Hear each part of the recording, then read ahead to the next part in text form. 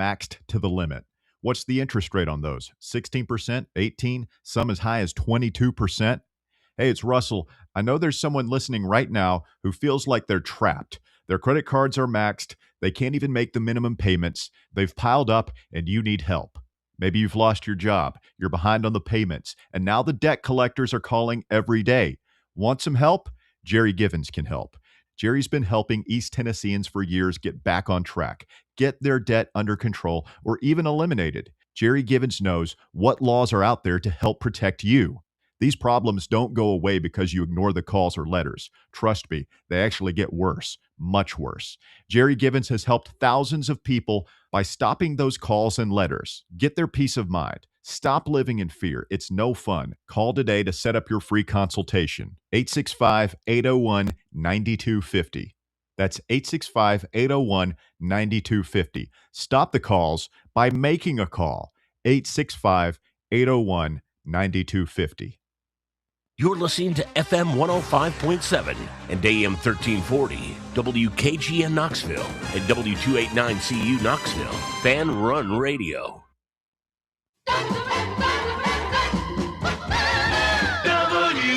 WKGN 1340, Go Vols! You're tuned in to East Tennessee's premier sports radio call-in show. This is The Drive.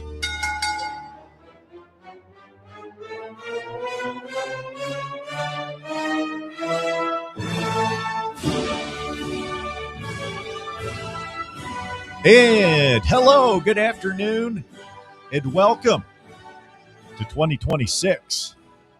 I'm Russell Smith. This is The Drive. Been doing it every afternoon from 3 to 6 for about 15 years now.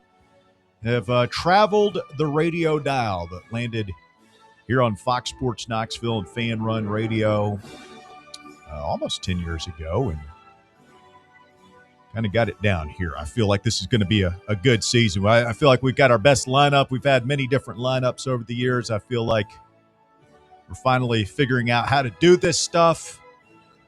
Bob Baskerville to my left, to your right, I guess, if you're watching on YouTube, which is another new thing. Shout out to everybody watching digitally this afternoon.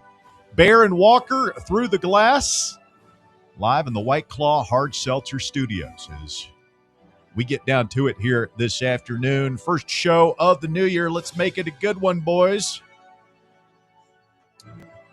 We got plenty to talk about. There's a few things going on, yeah. A little bit. You know, a lot of people said, just go ahead and take the rest of the week off. I said, the portal's going to be opening, and there's names are going in it. Lots of crazy stuff going on right now with the transfer portal. Bob is back from a little vacay. Bob, you looking tanned, rested, and relaxed. Yeah, I'm happy to be back. Cold weather notwithstanding, I'm certainly happy. Almost 2 weeks on the road, a little more than I expected, but it was good. He's a rambling man, Bob Baskerville is. Yeah, but can't be tied down. Gambling man. Happy to be back. I mean, not kidding. Literally, just got back. I mean, landed in Knoxville less than an hour ago. That's dedication. Yeah, he could have gone back to Chateau de Bob. No, no. I'm going to the White Claw Hard Seltzer Studios. It's fan run time, baby. Hang with my guys. Yeah, as I was pulling in, you were getting something out of the back of your car, and luggage is got peanuts and it's just obvious this guy's just come from the airport. Yeah. Or those small plastic cups. That has to be the most inefficient way to drink what are we doing here? Just give me the can, please. Yeah, I agree. It's good to be back, though. Yeah, man. Well, Bear and Walker and I spent over 3 hours dissecting the disappointment that was the Music City Bowl. So I want to get your take on that here in just a little bit. But first, let's talk about what's going on out there in transfer portal world. Actually, let's start with Joey Aguilar and the news that came out today. You know, scary. Just kind of out of nowhere. But Joey Aguilar. Thought I had the story pulled up. Why do I have Yankees rumor mill hot stove topics pulled up? Joey Aguilar reported today had a tumor, surgery to remove a tumor from his arm. It was successful. The tumor was benign. I think they knew this before, but it was pushing on his biceps tendon and labrum, causing weakness and pain in his arm, according to a report on the NFL Network. He's expected to recover in 8 weeks. Kept the issue quiet during the season, somewhat reminiscent of Chris Lofton many years ago when nobody knew what he had. This sounds like it was ultimately a less serious ailment, but still never when the word tumor is Scary. I don't know if Dr. Bear wants to provide some analysis here, but I hear the word tumor as a layperson, and it is scary. it's a pretty loaded word.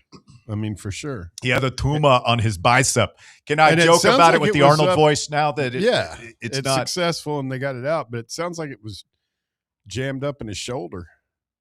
Wonder if that's why, if it got progressively worse, because as the season went along, he seemed to lose a little bit of his touch. maybe Started sailing balls. maybe More. yeah. I don't know. I don't know. I'm glad they found it. Thank God it's benign. And 8 weeks from now, he'll be, hopefully on a fully recovered from it. Yeah, the question is 8 weeks from now, like where will he be playing football? Obviously, he's got the lawsuit. Trey Wallace told us that there might be some movement on that next week when the courts open. Only problem for him and Tennessee is the transfer portal opened today. And lots of people are going in. Already we're hearing about visits being scheduled. So Joey could return to Tennessee if he gets the extra year.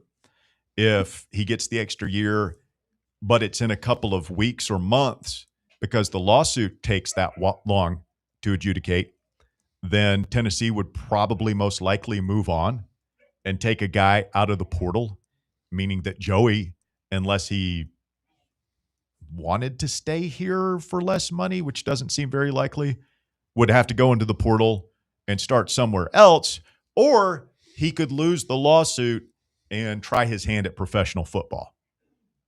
But bottom line, from Tennessee's perspective, it doesn't seem like Josh Heupel is going to wait around.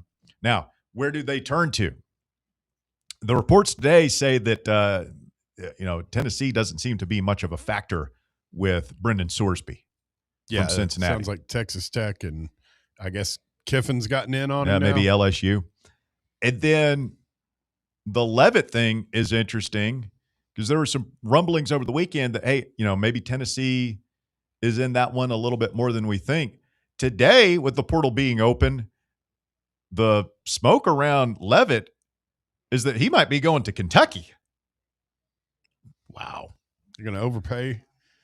I heard it, Tony, repeat something you had said about basically you had said something to Tony, but you weren't keen on Tennessee investing that much money on somebody coming off whatever kind of weird foot injury he had. He had the Liz Frank injury, which I always kind of like, because there have been Heath Schuler had a similar, his was much worse, but that he basically crushed his entire foot and was career ending. Cam Newton more recently had a Liz Frank, which, just a cursory glance at Google a couple of days ago, they said when he had surgery, when Cam Levitt had surgery, Sam Levitt, excuse me, they was going to be out for, quote, up to 6 months. But sometimes that can be like a year injury. And even if it's up to 6 months, say we got him, say we paid $4 million or whatever exorbitant asking price he's asking for, and Sam Levitt comes here, you're paying that much money, like you're probably not going to go through spring practice at full speed, I would think.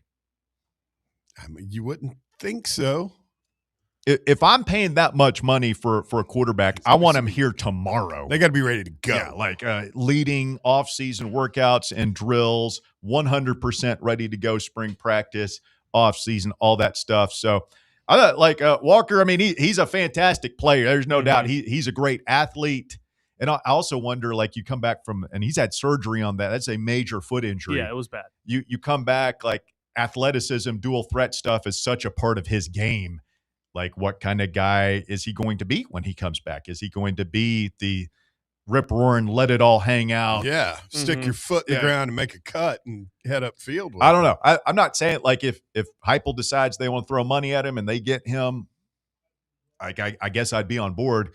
But just as a layperson, like, yeah, that's a significant injury. No, yeah, it was a pretty bad injury, and we all knew it was bad at the time. That, like, this is a guy who what makes him special is the combination of his legs with his arm. He's got a cannon, but he's one of the fastest quarterbacks in college football if you watch him run. He was. That's what I mean. Sure, he was. He still is. So if this injury is bad, depending on the recovery and whatnot, like, obviously that could take away some of that explosiveness he'd had.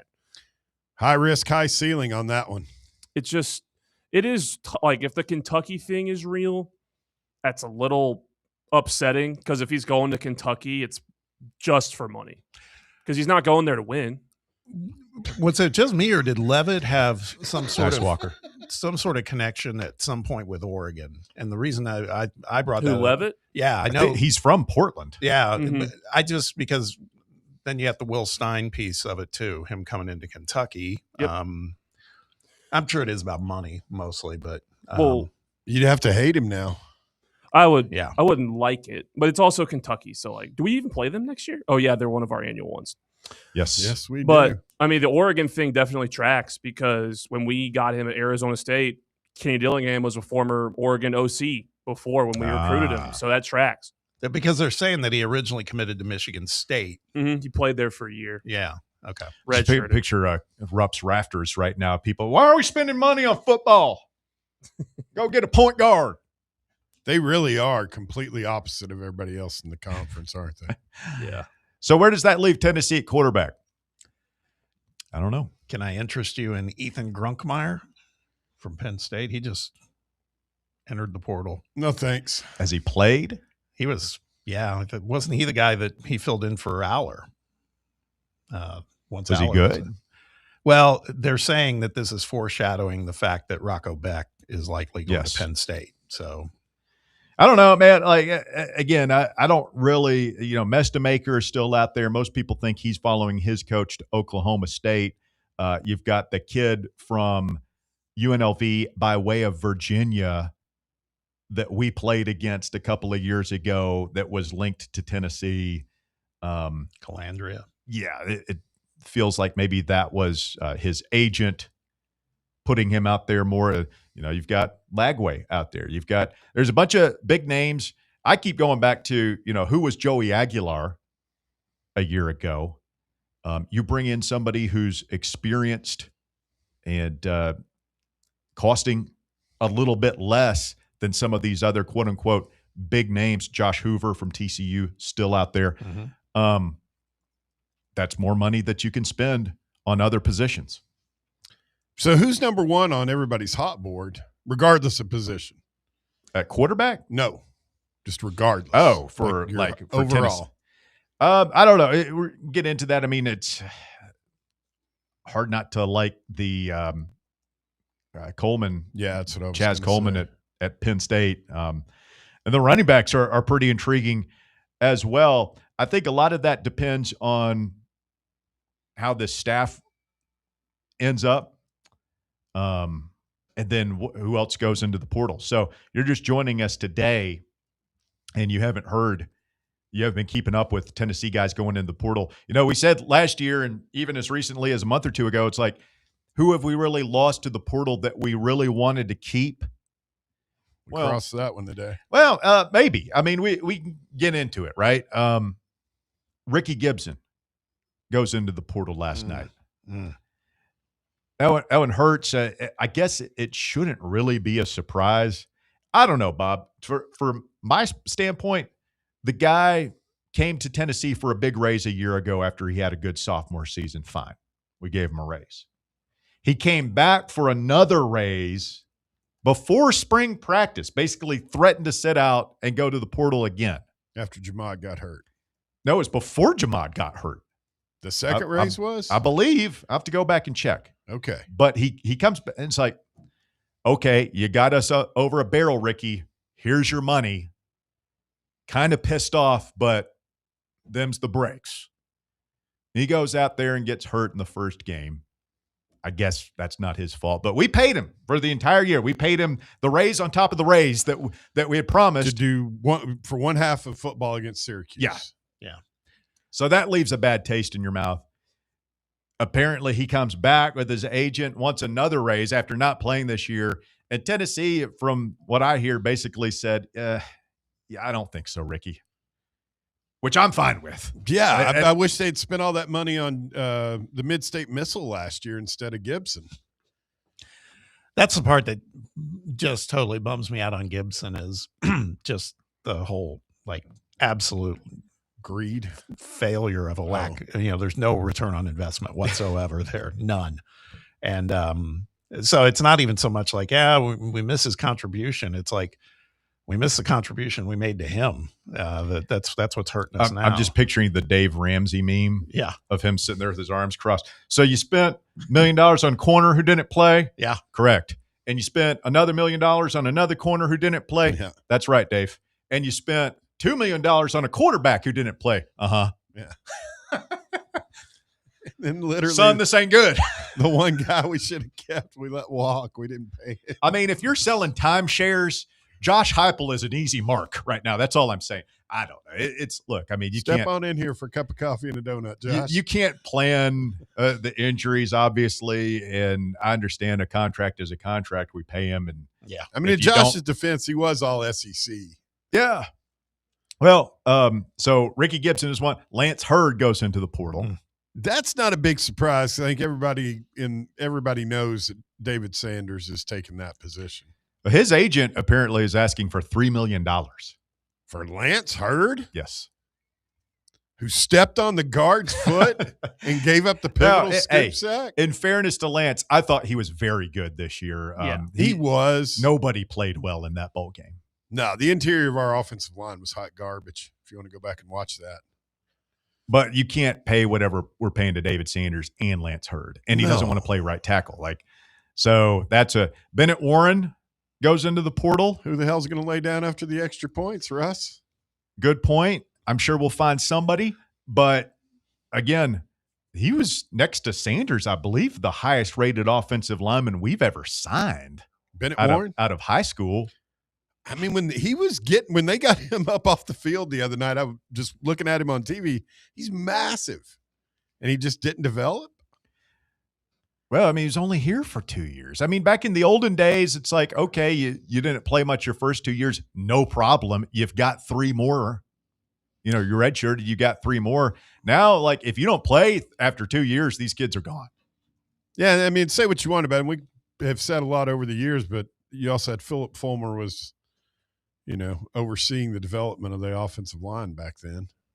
Well, I guess you need to get somebody out of the portal now. You need to go find a backup. I mean, and that's going to be hard to do. Assuming Jesse Perry rolls out to right tackle, you're super comfortable with your 2 starting tackles, I think, going into next year. But God forbid, something happens, you got to have I don't know who is their 3rd tackle right now without Lance Hurd and Bennett Warren on the roster. Is Pendleton back for another year? Yes, I think he might have 2 years. I think he was a redshirt sophomore. He's got a lot of work to do. Amari Jefferson, another one of it. I remember he was committed to play baseball here and was a 4-star wide receiver. And it was such a kick in the crotch when he went to Alabama. And then he comes back here and we're all pretty excited about it a year ago. And he did nothing. Yeah. I don't even know if he got in a game. Yeah. I remember there was one video of him in workouts where he made a really nice catch and everybody was like, yeah, there we go. That was back when we had doubts about the old 10-second Twitter video clip. Yes. Over to training get you. And then today, the big name going into the portal is Caleb Herring.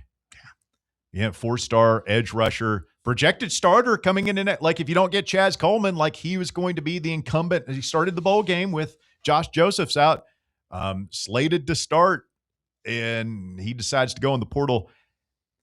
I'm not that tore up about it. I thought he was very inconsistent this year. And like when you talk about getting out of lanes and like not being able to set an edge and just play fundamental, like that dude was all over the place. And I know he got to the quarterback once or twice, but to me, that was not worth it for the dozen other times that he just got completely taken out of a play and we end up getting gashed for like a 20 or 30 yard run. Yeah, he doesn't he just can't get the X's and O's of it. He doesn't know how to line up. So you've got, and hey man, that's, to me, that's a lot on coaching. Like this is your second or third year in the program. Rodney Garner, Chop Harbin, whoever, like, what are we doing, guys? Tim Banks, ultimately, Josh Heupel, ultimately is your football team. Got to get him coached up a little better. Did Chop get the chop? Well, we'll get to that. And I'll qualify this by saying, again, I've been out of pocket a little. I've been paying attention, but I've been on the fringe. We were talking about Josh Hoover. They're 24/7's crystal balling him going to Indiana. Yeah. Jesus.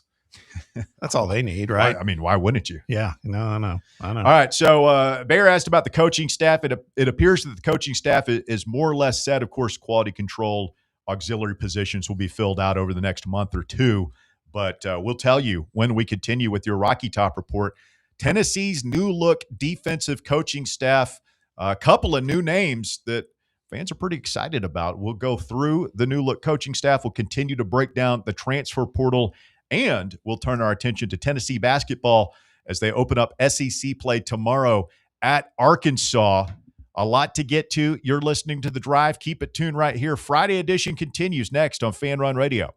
The Drive. Can't get enough Fan Run Radio? Download the free Fan Run app and take the best Tennessee sports conversations with you wherever you go. This is Bo Kregner with the Kregner Group at Realty Executives. Here in East Tennessee, home means everything. It's where we gather, celebrate, and build our future. That's why our team treats every client like family. Because your home isn't just a transaction, it's part of your story. From first-time buyers to luxury listings, the Kregner Group delivers results that light up the scoreboard. With expert marketing, powerful local connections, and a heart for service, Bo and his team make your real estate goals a reality. If you're thinking about buying or selling, let's talk.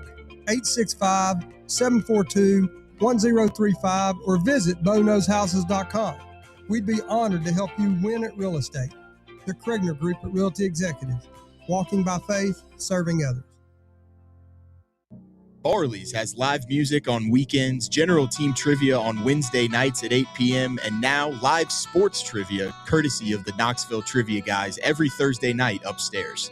The game starts at 7 p.m. and is free to play for everyone, so head on down to the Old City and show off your sports knowledge and win gift cards to Barley's. Use those gift cards to buy some delicious food and drinks, and you can take it all in with their wide selection of TVs and indoor projectors. Barley's Tap Room and Pizzeria.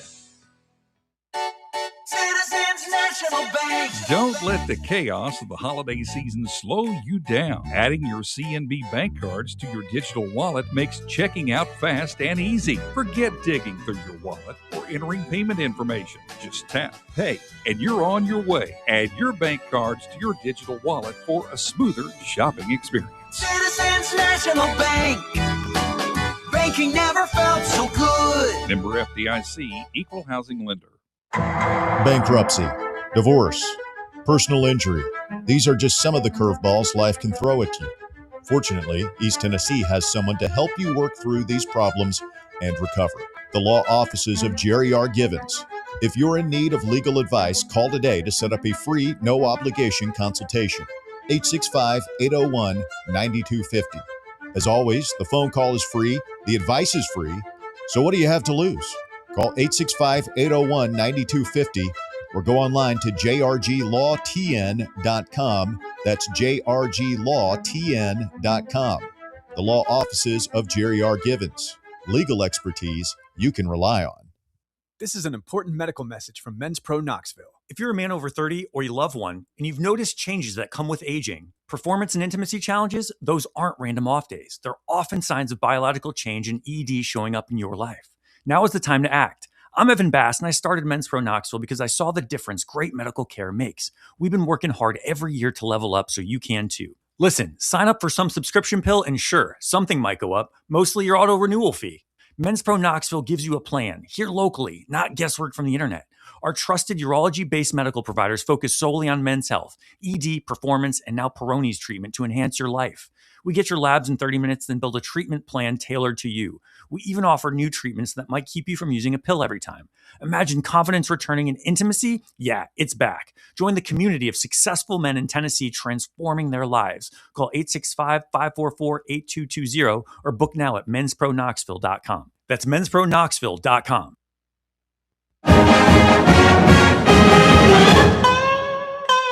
It's time for the Rocky Top Report, brought to you by the Kregner Group.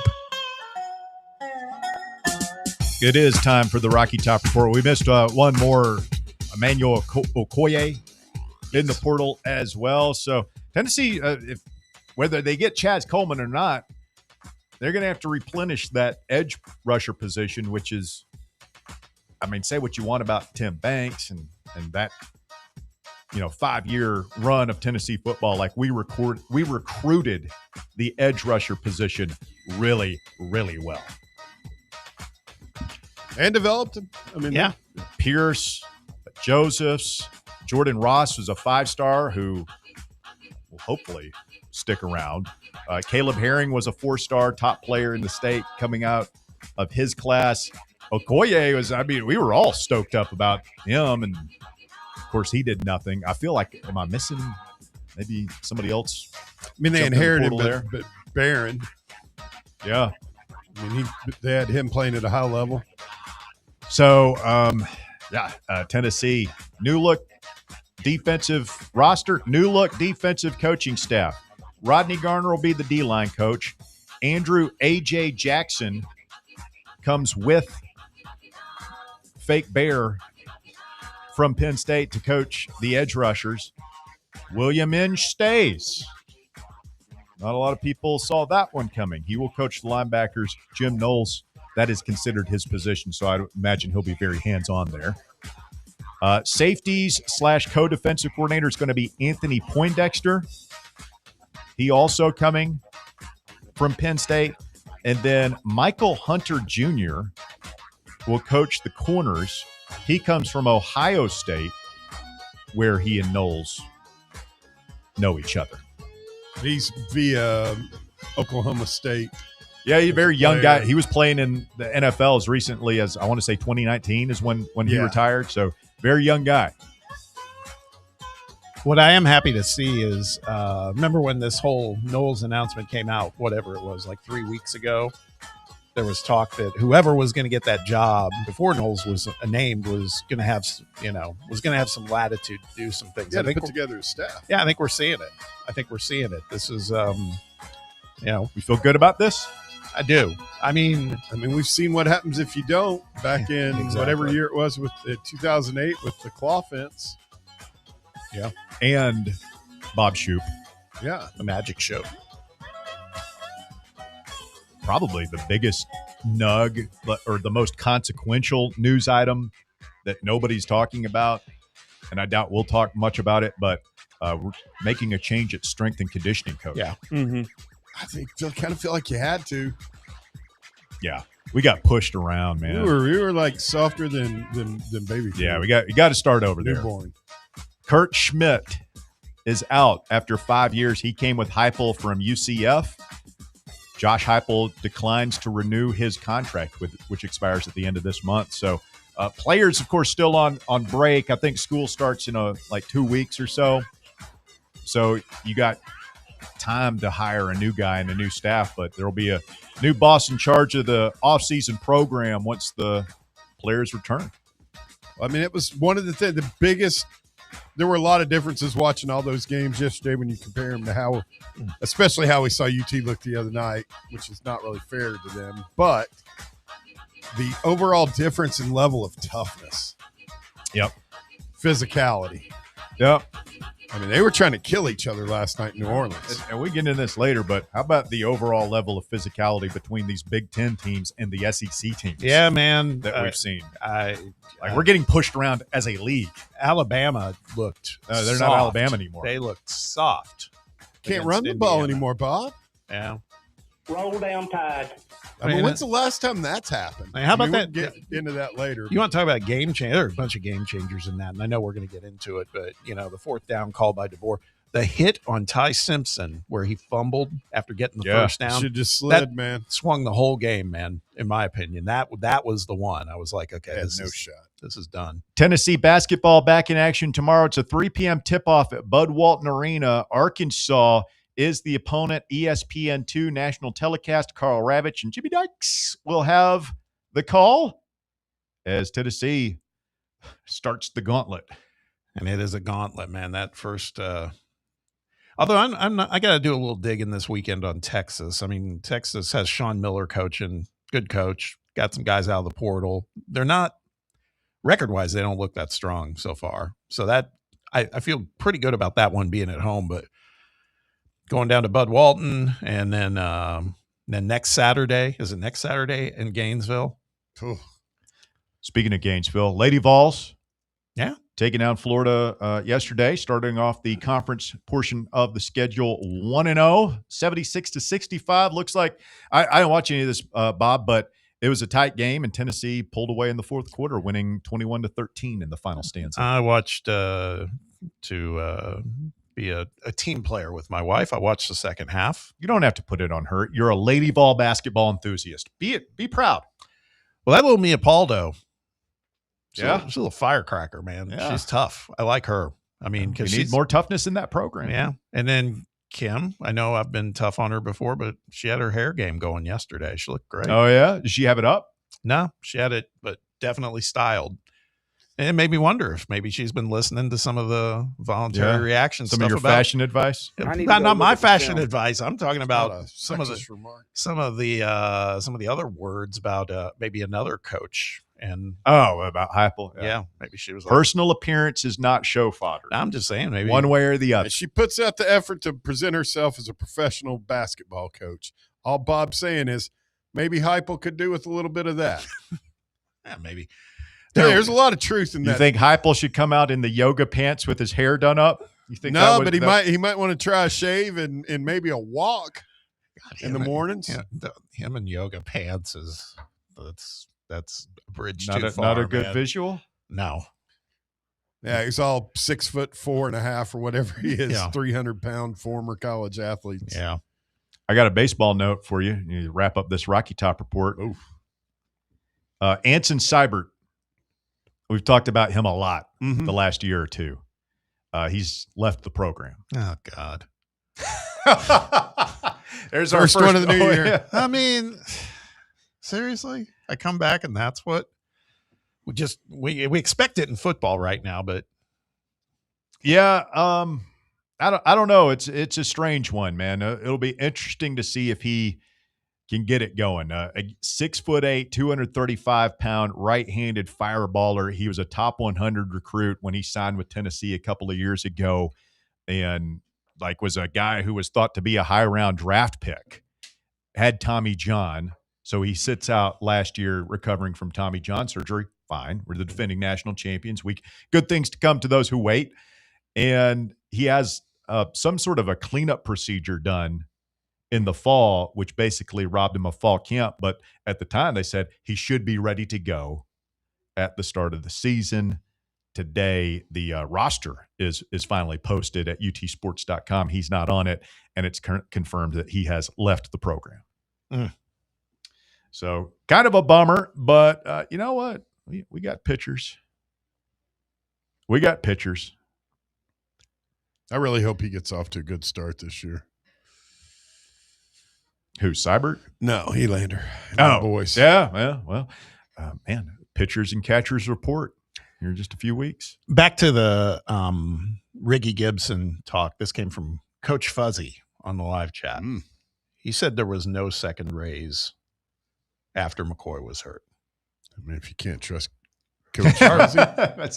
Well, he did. I mean, or before he was hurt. I don't know the numbers. Nobody knows the numbers, right? That's another thing that's frustrating about this. Is not like the NFL when contract details are posted and you know the salary cap and how much everybody is making. All we can go on is what we told. Like there was a second holdout. He got a raise after the season, and then He threatened to hold out before spring practice. Now, I don't know what he was given or wasn't given, but that happened. Yeah. So, Rocky Top Report brought to you by the Kregner Group. They do real estate the right way. If you are in the housing market here in the new year, do yourself the biggest favor you possibly can and call my friend Bo Kregner. It's great seeing Bo over at the watch party on, what was that, Tuesday? He was over there at the Tennessee Tap House getting 2026 kicked off right. Get it listed, get it sold, and move on. Bo Kregner can help. 865-742-1035. Call him for a free consultation. He'll sit down with you, maybe even have lunch with you over at the Tennessee Tap House or wherever your preferred eating destination is. Visit him online at BoKnowsHouses.com. Walking by faith, serving others. Bo Kregner and the Kregner Group. Again, BoKnowsHouses.com. Appreciate Bo. Hey, Vol in Birmingham on Twitter has got a question. How/why is a special teams coach being retained? Special teams were horrendous across the board this year. I don't know. Last I saw, we were running a kickback for a touchdown in the bowl game the other night. After fumbling it. True. I mean, what do you want? You want to talk about the process or the end result here? That touchdown probably cost us a game. True. How weird as that sounds. We all knew it. I'll one-up you. Go ahead. Did the lay-down lineman cost us the game? Follow me. If we just kick the extra point and get back out there and send our tired-ass defense out there, we probably we get scored on sooner, giving us another possession, more time to win the game. Maybe, but here's the other way of looking at that. Our tired-ass defense. But when you do that lay-down lineman thing, you completely take away the fact that you just rock them with a knockout punt.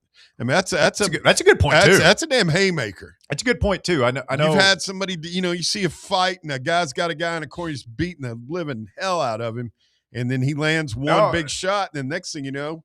Urban Meyer talked about that, like, not all touchdowns are created equal. Pick sixes, kick returns for touchdowns. Punt returns.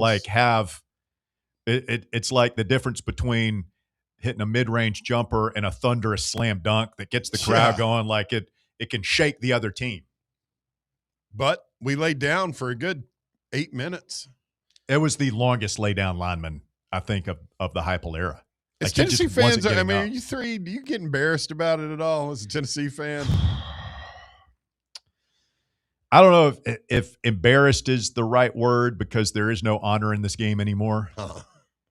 But I don't know. Bob, is it getting close to jumping the shark, the lay down lineman? It's pretty bad. The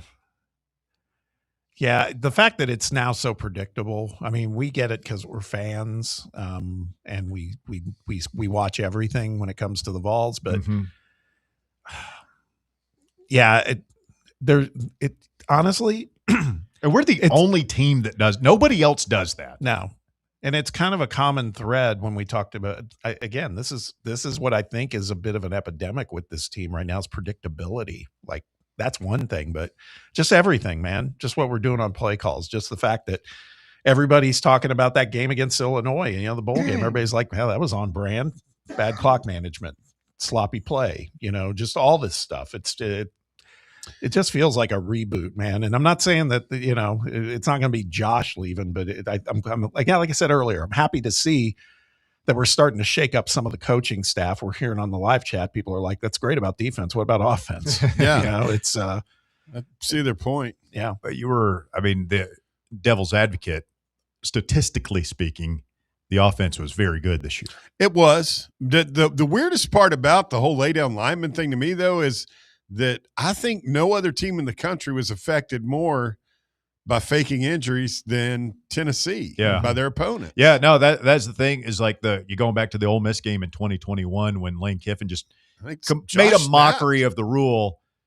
Well, we were doing the lay down lineman before then, but like in my opinion, like you can't sit there. I know we got in a big argument with Kress about this, and like in my opinion, you just can't you can't whine about about faking injuries when you're faking injuries. Yeah, it's hypocritical. Yeah. I don't know. It messes with the flow of the game. So that's the point. I don't know. That's my biggest. He's kind of outthinking himself at times now. Mm-hmm.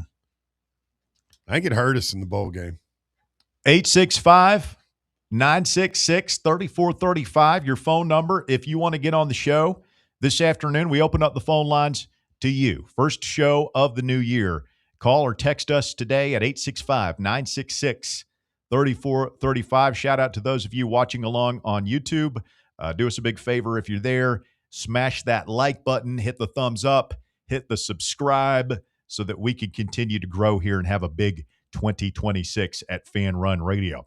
We'll go ahead and take a quick timeout. When we continue, we'll check the stats on the Crown Cleaners Bowl Picks Challenge, as now just a handful of games left. I went down in flames, I'm pretty sure. Oh, my, I don't know where my bowl picks stand, but I bet the point spread of every game yesterday, all 3 playoff games, 0-3. The big brain on Ruster Dumbass over here. Yeah, on a roll. Stay with us. More Fan Run Radio coming up. The Drive. 105.7 FM, 1340 AM. Online at fanrunradio.com and streaming on the free Fan Run Radio app. This is Fan Run Radio, Knoxville. What kind of day is it? It's a White Claw day. Light and refreshing tasting, uniquely cold way filtered. There's an iconic flavor for everyone. Come on, grab a pack. White Claw. Grab life by the claw. Please drink responsibly. Hard seltzer with flavor. White Claw Seltzer Works, Chicago, Illinois. Yeehaw! I've been hooting and hollering ever since I started betting with the VIP Play app. VIP Play has more than 200 leagues. Every bet type you can imagine. Live betting and live hosts, all with 24/7 support from real live people when you need them. Start betting better with the VIP Play app today. Don't be a better, be a better with VIP Play today. Download VIP Play today or head to VIPPlayApp.com. Make sure you use the promo code FANRUN to take advantage of their welcome bonus and so they know that we sent you. Gambling problem? Call 1-800-8899-789. Must be 21 or older and located in Tennessee to bet. Fall fans, reimagine your home at Broadway Carpets and Flooring for any remodeling or building needs. With a variety of carpets, rugs, hardwood, vinyl, and stone, Broadway has all the flooring and installation options you're looking for, including pet-resistant products like Pet Perfect Carpet from Shaw Floors. Visit their showroom in downtown Knoxville or the location in West Knoxville located on Kingston Pike near Pellissippi Parkway today.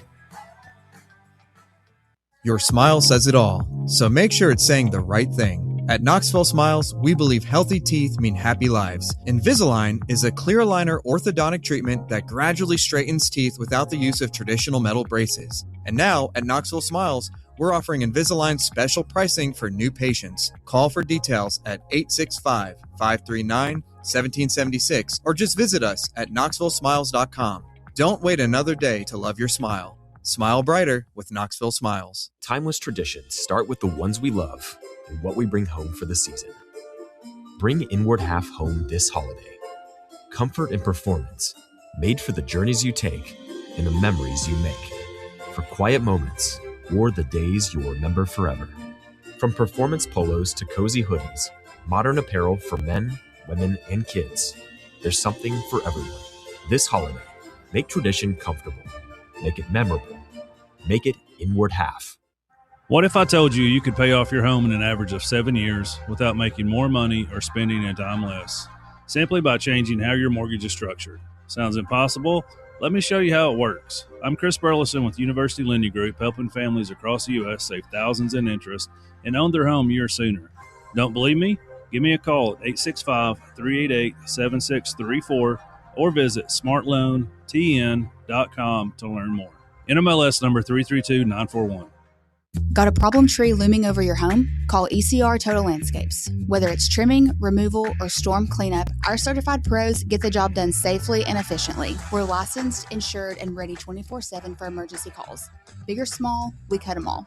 ECR Total Landscapes. Call now for a free estimate, 865-384-2012, and mention promo code FANRUN for free stump grinding on any tree removal now through the end of the year. Also, visit us at ecrtotallandscapes.com.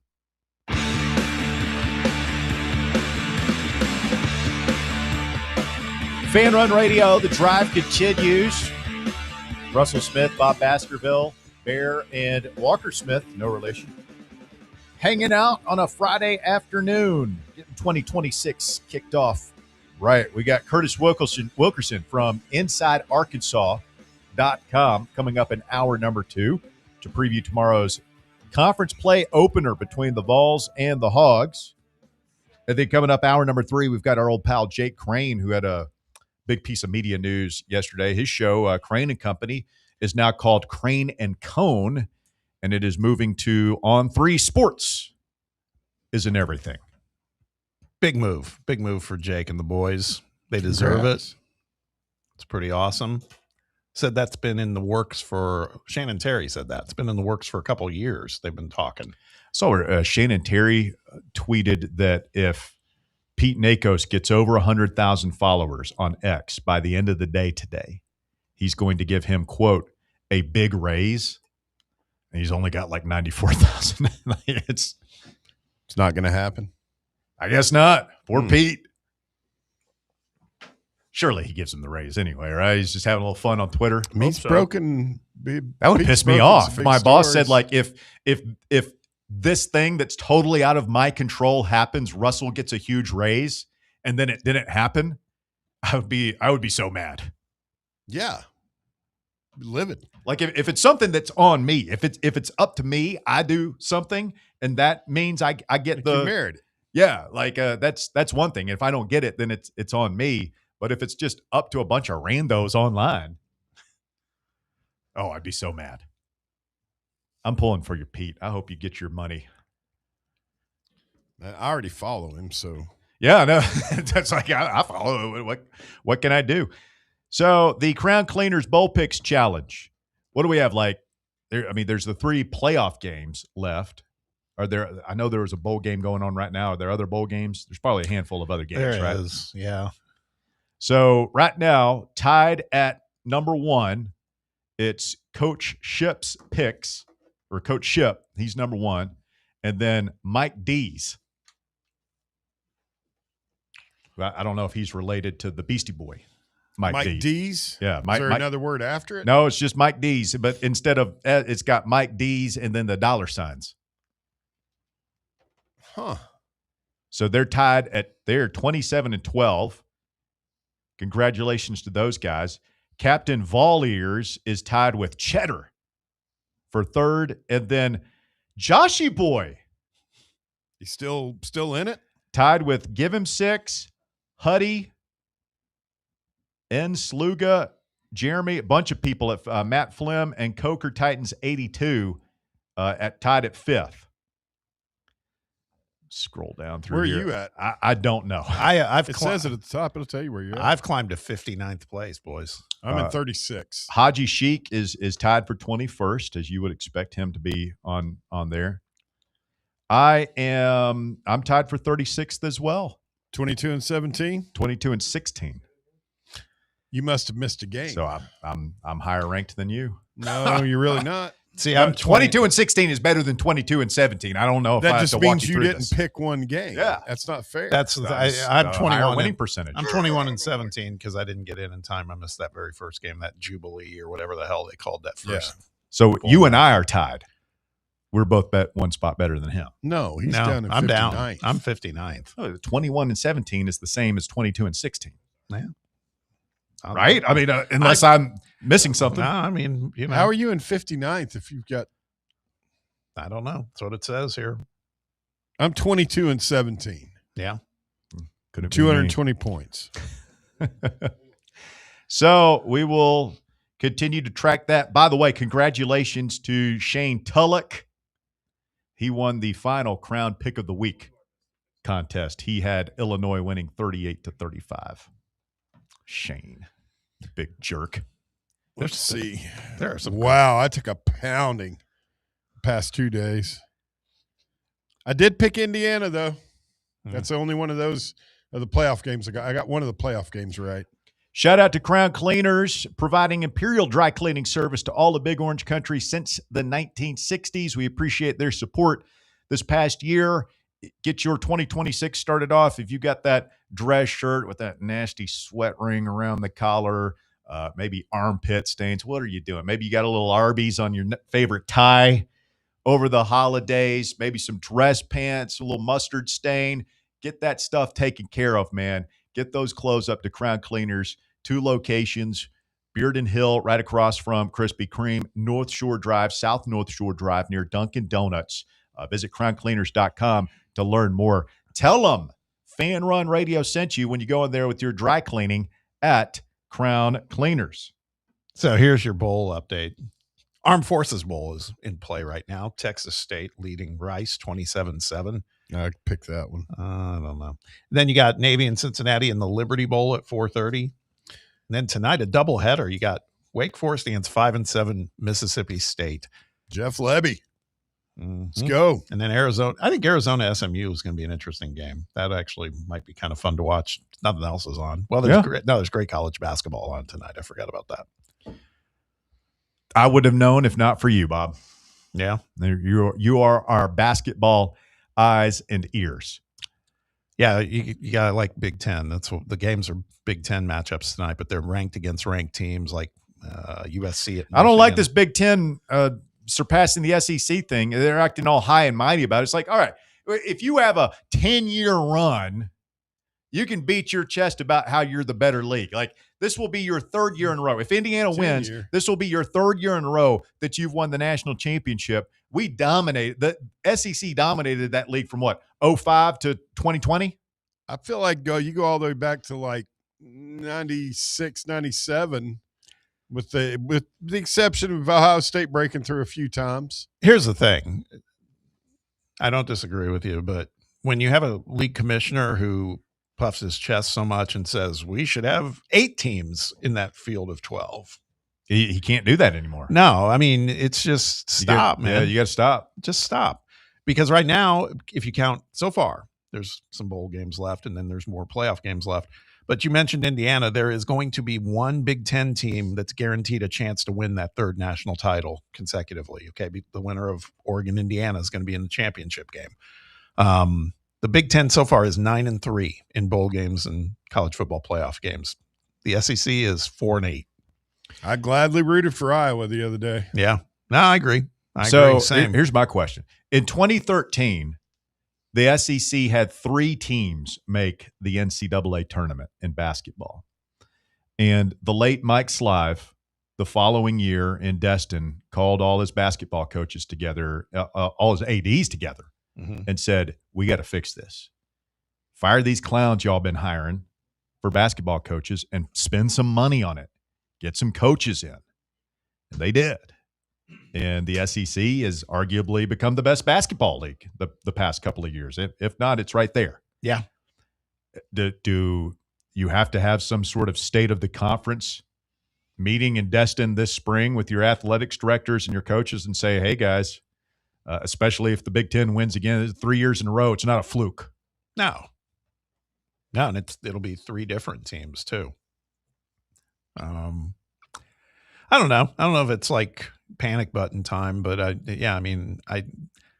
just think we need to maybe slow our roll on how superior the SEC is. You can't slow your roll. I don't think we can have that talk anymore. Yeah. I think that's over with. Yeah. Let's get Jamie in here. Jamie, you're on the drive. It's Fan Run Radio. Good afternoon, sir. Happy New Year, gentlemen. Yes, sir. Guys, you're ready for this question. Is Josh Heupel the coach starting 2027? Mark Nagy asked me that. I talked to him for his new book that's coming out. He asked me the same thing. And I'll tell you exactly what I told him, Jamie. I think so. I'm like 70% sure. I think so. I think he will. But this stuff can change in a hurry. And to me, it gets to, first of all, you have to beat Georgia Tech next year and be 3-0 heading into conference play. And then I think you have to win at least one of the first two games against Texas and Auburn because they're playing at home. Otherwise, like, this thing could spiral on you in a hurry. Yeah, he might not even make it out of the season. I doubt Danny'd fire him unless it was just something catastrophic going on. But I think a lot of it hinges on if Knowles can get a workable defense installed between now and the start of football. I was talking with Ryan Shumpert on New Year's Eve and post-morteming a little bit this Music City Bowl game, and I was like, okay, what do we say going into the season? Josh on the hot seat, or is it just warm? And Shump's point was, and I thought it was a pretty good observation, he goes, I think it's warm for sure, but he goes, it's starting to smell of like kind of Brian Kelly-esque that maybe that could happen. Yeah. You know, you look at that schedule, man, it does make me wonder, if you start to, like you said, Russ, he loses Georgia Tech, the SEC schedule for them is a gauntlet next year compared to what they had this year. This one, I mean, it's urgent, man. It's urgent. I think that's why we finally, for the first time in his career, he's made some wholesale changes in the past 72 hours. Agreed. Yeah, but is it shuffling chairs on the Titanic if you leave the special teams coordinator in place? I don't know. Like, I mean, it's not like we were getting punts blocked, and I think it sounds like we're going to have a new kicker. I saw Austin Price said that, which I'm sure he's getting that from Heupel. So sound like we're going to have a new kicker. I mean, other than like missed kicks, I mean, special teams was not a disaster. Like, of all the reasons we lost ball games this year, well, I guess it did directly cost us the Georgia game. But other than that, I just feel like it's pretty far down the list of problems. Yeah, I can agree with you on that. They just weren't dynamic. They weren't catastrophic. They just didn't do anything for us. I just when you said you brought up Brian Kelly, are you saying that because Heupel is cold with the media? No. Just what we were saying was it looks like it could take that shape where Kelly wasn't going to get fired at the beginning of this season. It didn't look that way. He was on a warm seat, but then it just went downhill from there. Yeah, James Franklin. I mean, this stuff Franklin can blow up just like that. Thank you, Jamie. We got to run. Stay with us. Hour number 2 of The Drive coming up next year on Fan Run Radio.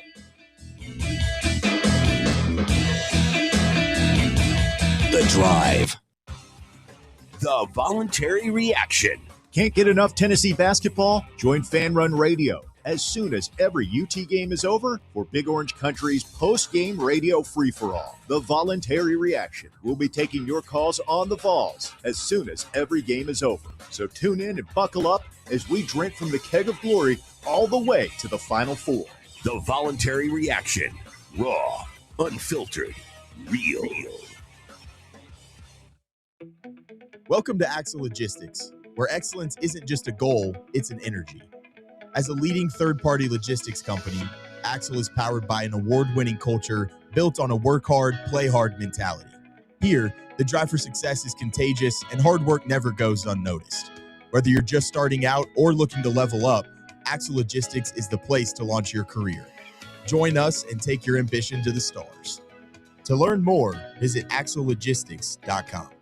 Are you a federal employee facing workplace challenges like suspension or removal? Are you concerned about your security clearance with any federal agency?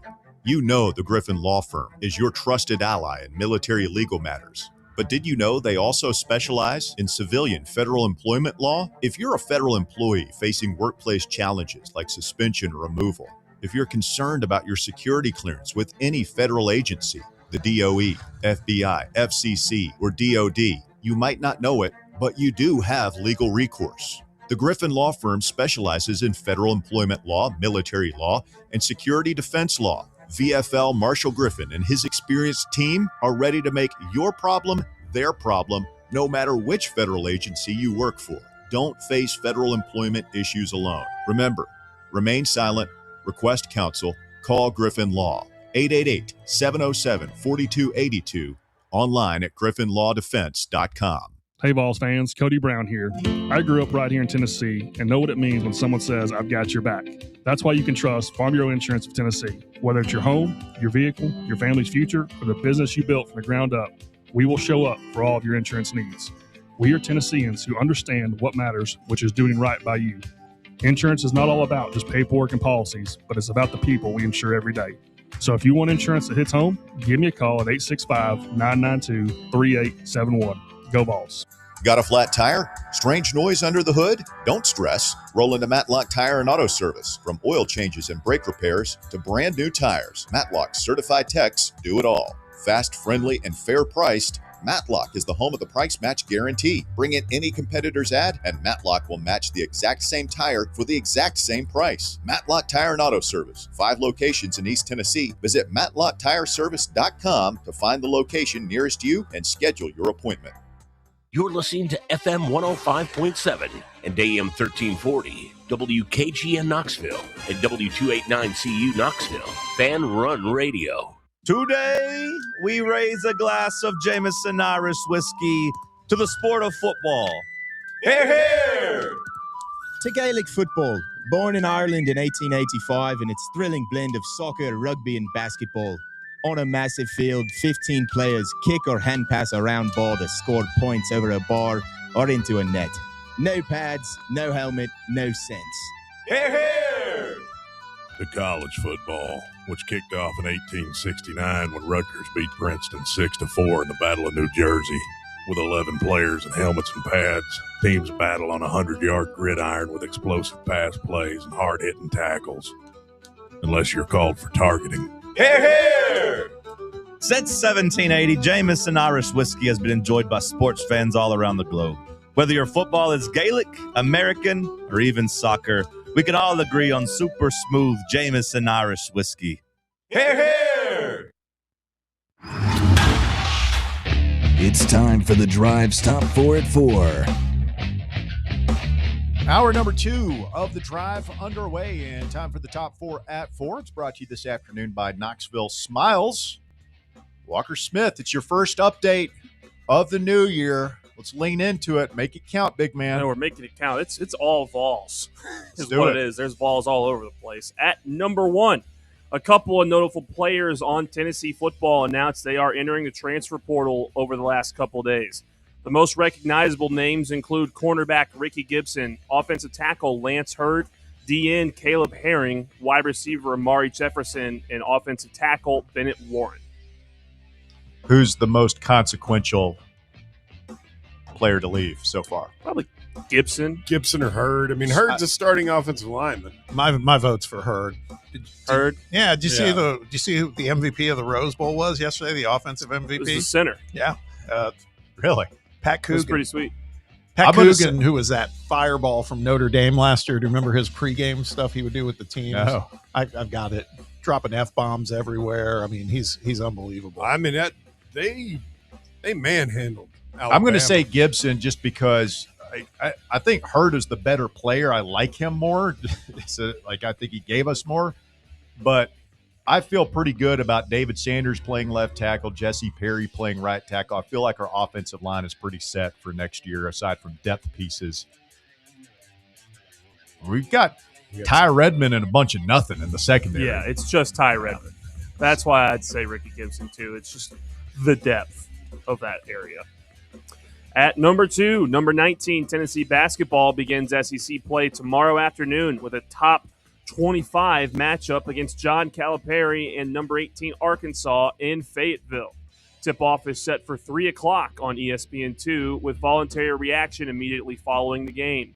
The Vols are a 1.5-point underdog on the road. Yeah, tune in around 5 p.m. on the Fan Run app and YouTube. We'll be breaking it down. So Arkansas, number 27 on KenPom, 16th on offense, 59th on defense. Sets up well. Pretty typical of Calipari That teams. sets up well for us. So what would the line be, Russ, if this game were in Food City Center? Probably just flip it 1.5 the other way to Tennessee. Yeah. That's what I'd say. agree. I mean, on all the base base polls, they're pretty much right next to each other, so you got to admit it's going to be within a couple points. Home court is only 2 or 3 points probably, so it might be a little higher if it was at home. I think our defense will travel. I think we'll be able to stay in the game that way. I think that, like a lot of Tennessee games the last 10 years or so, it's going to come down to ability to make contested shots on the road in a hostile environment. You know, are particularly from three-point range, how many of those can we knock down? I'm just hopeful that we're going to get a little of that January Calipari version of the Razorbacks. Now, they've been good in non-conference. I mean, they have 3 losses, but it's to Michigan State, Duke, and Houston. So we're going to go in there looking to manhandle them. We're going to be trying to play bully ball for sure. Yep. I wonder what the updated – Barnes has never had Bruce Pearl over the years seemed to give him more trouble than Calipari. Like, I never worried about Calipari. I think Bruce Pearl is a better coach than Calipari, especially the last 10 years or so. Yeah, maybe just as simple as that. But then Calipari got some kind of mojo over Bruce. It's just a really weird thing the three of them had. At number 3, the transfer portal officially opened today, and big names are being rumored all over the place. At quarterback, top portal QB Braden Sorsby has visits lined up with Texas Tech and LSU. Sam Levitt entered the portal with a do not contact tag. And Drew Mestemaker has a prediction to go to Oklahoma State, according to On3 Sports. Tennessee is set to host highly touted Colorado safety Taufik Bayard and UNC linebacker Kamori House, while reports say the Vols and LSU are both trending for Penn State edge Chaz Coleman. What about does Penn State have a safety? Yeah, they got a bunch of guys. So King Mack is the guy you're talking about. He's one of these guys. Who's the guy at South Carolina basketball? Michi Johnson. Yes. Went from South Carolina to Ohio, or maybe he went from Ohio State to South Carolina to Ohio State and back to South Carolina. Correct. 2 trips, both So ways. King Mack started his career at Penn State, transferred to Alabama. He goes back to Penn State, and now he's in the portal again. Oh, okay. So, I would take him. He looked, the film I saw today, he looked fantastic. A.J. Harris is a cornerback from Penn State. I would take him too. And then I wonder if Hunter will be able to pull anybody from that might hit the portal from. That's a good question from Ohio State. Yeah, can he bring a guy with him? Xavier Gilliam is a 6'2", 300-pound defensive lineman from Penn State. Just finished his redshirt freshman season there. He just went in the portal, and is a guy Tennessee might kick the tires on as well. I'd love to get a look at the board over at the office. Yeah, we're going to bring in a lot of guys. I think that it's going to be a lot of visits. Throw some money at this. I see them taking at least 3, maybe 4 or 5 DBs.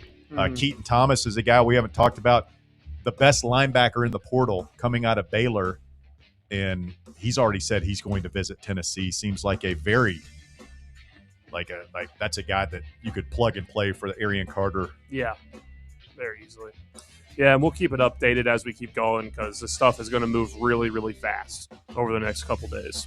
I'm excited about it, man. This is fun. It's going to be a lot of fun. Like, it's be a fun weekend, just checking the boards and seeing where everything's at, who's going where. Mm-hmm. Should be a lot it's taking some of the sting out of the loss the other night, but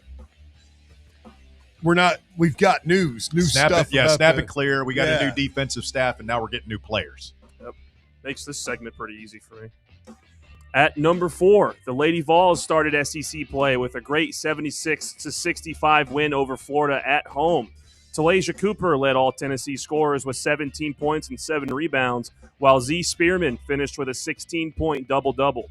Up next, the team takes on Auburn on the road this Sunday. Did you guys happen to see her comment post-game about the going fast and how the teams that really walloped them were when they were going, trying to go super duper fast? I'm butchering. I should have looked. When Tennessee, the faster we play, the worse we play. Yeah, we got the games that we got boat raced in were were those games. I saw an interview with Coach Kim over the weekend where she said they spent a lot of time on practice last week, as she put it, doing really basic high school stuff where, it's like out of Hoosiers, Norman Dale. She said you had to pass like 3 times or something before you could shoot. Really? Yeah. And so that seems like she is harping on shot selection and maybe slowing things down a bit offensively. Maybe. Did you notice I've made this mention on the text thread about the little uniform thing that's going on in women's basketball? Yeah, so they don't tuck their shirts in? Yeah, none of them do hardly. And Ryan Sylvia, shout out to him from RTI, he said that that's actually a rule. They allow it in the women's game. Why? I don't know.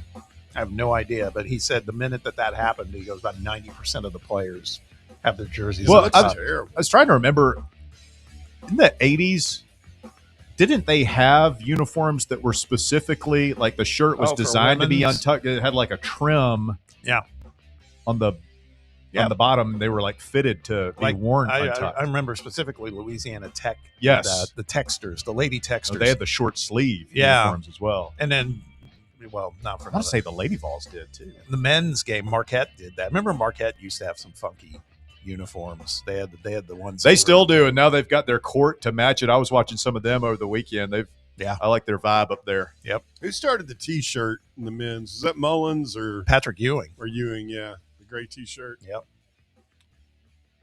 Let's see if I can find a picture. Google bad man. Holly Warlick as a player, but all that comes up are pictures of her coaching. Kim Mulkey wore one of those, the short sleeved. Saw where they lost. Hate that for him. Kiffin was in attendance. Did you see her light into the media again? What'd Yeah. she do? What'd she say this time? Well, she just said post game that she appreciated Lane Kiffin coming out on the court with her and everything else, and she goes, "Yeah, he was there. Wasn't at a bowl game like you all in the media reported was going to happen." They weren't reporting it, and it was I know. rumored that he was going to be there, and I'm fairly certain that he requested ESPN he wanted to do it. If ESPN said, "Yeah, we'll let you in on a segment," he absolutely would have been in the Superdome last night. Thankfully, class prevailed. I did see he posted a picture of, I guess, Layla and the kids were there in the Superdome. Well, he made a cool $500,000 with that win last night. Hey, I'll be interested to talk to Jake Crane about this in hour number 3, but there's a big kerfluffle right now where apparently this thing is coming to a head between LSU and Ole Miss. Yeah. But they're Charlie Weiss Jr. and the other coaches that are shuttling back and forth. The portal's opening up now, and Lane wants all those guys down there. Of course, Ole Miss wants it. I think both sides are starting to say, yeah, we can't be doing this much longer. So, I mean, that would be wild to me if. I don't understand why Ole Miss just doesn't try and absolute money whip Charlie Weiss in the stand. So Yahoo Sports says it remains unclear if 6 Ole Miss assistants who signed with LSU will coach the Rebels in the CFP semifinals next week against Miami. Per Ross Dellinger, many around the program expect some or all to officially join the LSU staff and move on.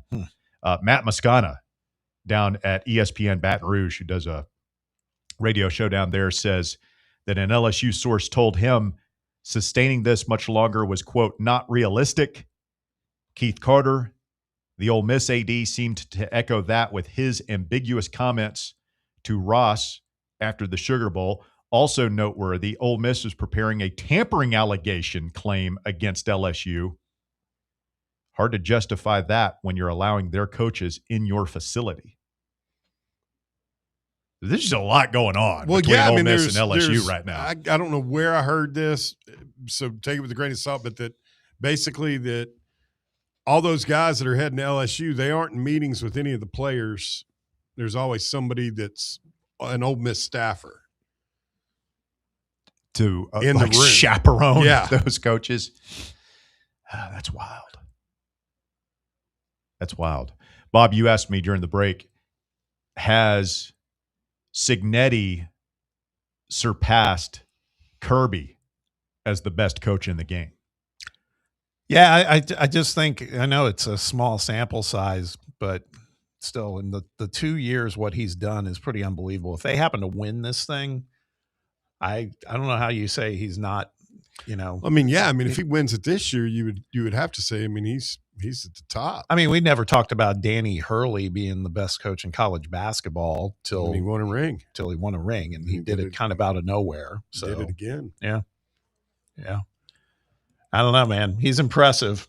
Boy, he is a walking GIF or meme or whatever you want to call it. Though that shot, angry. He's certifiably insane. Yeah, like the mannerisms. What was the better? What's the better shot? Him looking on the sideline of the eye up, look, or the finger shot to Pat McAfee? Yeah, that was pretty good. That was pretty good. The eye up one is great because we didn't even talk about that whole fake punt that they then didn't do and all that stuff on fourth down. DeBoer at least owned it, afterwards. He was like, that's on me, man. That was a bad call. It's like, the wildest part about Indiana, and I keep coming back to it, Russell's brought it up several times, the fact that they're number 72 on the talent composite. Yeah. So in this age of NIL and mercenary players and, gazillion-dollar budgets, this guy's doing it with. Well, that's what I was kind of getting at, man. There's something to be said about player development, identifying talent, all these other things. I think Tennessee's got more money than we sometimes think we have. Yes. And we're not using it properly, or we're also not bringing in guys that we develop. It just feels like there's a disconnect there, man. And it feels like what I was saying to Russ too. When I watched that Indiana game yesterday, they felt like the polar opposite of us. And what I mean by that is just everything's tight, man. They don't make mistakes. Yeah. Teams take on the personality of their head coach. Their head coach is, he's a really tough dude. Let's go to the Fan Run breaking news desk this afternoon. Notable breaking news. Tennessee kicker Max Gilbert has entered the transfer portal. I feel bad for the kid. Oh, he took such a beat. Like, if you have a dark, twisted sense of humor and you find Max Gilbert slander amusing, go listen to the halftime chat from the Music City Bowl. Oh, really? It was brutal. As Walker would say, it was completely unnecessary and kind of mean. It was more than that. That's inexcusable. Well, that verbal assault. Hey, that Illinois kicker is in the portal. Let's go get him. Yeah, I mean, he's good. Yes, by the way, he was he was automatic. Yeah, not the fact that he beat us. He's been good all year. Get him. Yeah, throw him a bone. Why? Yeah, if we're going to get a kicker, can we please, in the name of all that is good, get a punt returner that'll return a punt. King Mac. You got that? Yeah. Well, it was a kickoff return that he had for touchdown but he's fast. Pretty quick. He knows what to do with it. Well, we got Joakim Dotson now too. He's got to get a better. Might be the guy. He can't be 89, man. You can't be returning kicks 89. I'm sorry. We got to get him a new number. I mean, he could be number one now if Gibson's gone. It's on offense. Who's number one on offense this year? It was it Travis Smith? He was 5. No, Rodarius Jackson was 5. Then Smith was 3. Who's number 1? Mike was 4. Mike was 4. Brazel was 17. Are you sure Travis Smith was a number 1? I don't think so. Staley's 14, right? Yeah. I think Travis Smith is 1. Go do the research here during the break. By the way, real quick, before we hit the next thing, and we don't got to hit the breaking news desk for this one, but it is notable. Another quarterback has gone into the portal. Ole Miss's Austin Simmons. Yeah, Austin Simmons is one. Remember, he started the season. He was their starter before he was beaten out by Chambliss. Very similar system. Was he beaten out or did he get hurt? I think he got hurt. Yeah, I think he got hurt, and then Chambliss kept the job. Never get his job back. Whatever it was. Yeah. Whatever happened there. And then Cutter Boley at Kentucky, which a lot of people think is, first of all, is a surprise because he was a hometown kid who flashed, for Kentucky. Like he was pretty good. But a lot of people think that that's kind of clearing the way for Sam Leavitt. Well, I come saw in that there. he was going the other way, that Boley might be going to Arizona State. There's a quarterback trade? Could be. Smith is number one. I know. Van Oh, Dor- you're talking about Travis Smith, not me. I was just no. Stay with us. The drive continues. Curtis Wilkerson of Inside Arkansas joins us. We talk a little Tennessee basketball coming up next here on Fan Run Radio. The Drive. For the fans, by the fans. This is Fan Run Radio, Knoxville. For over 3 years, Crumble Cookies has served the Knoxville area. From Clinton Highway to Parkside Drive, even our friends out in Maryville have reached you, our fans, with the best cookies in the game. This fall, Crumble is gearing up for yet another fantastic season. Whether you're tailgating or looking for a pick-me-up after getting the kids from school, Crumble has you covered. Download the Crumble app to check out this week's rewards and features. And stop on by. Tell them Fan Run sent you, but don't miss the cookies. Have you ever found yourself wishing your clothes looked brand new again? Whether it's your favorite suit, that little black dress, or your comfy winter coat, Crown Cleaners can make it happen.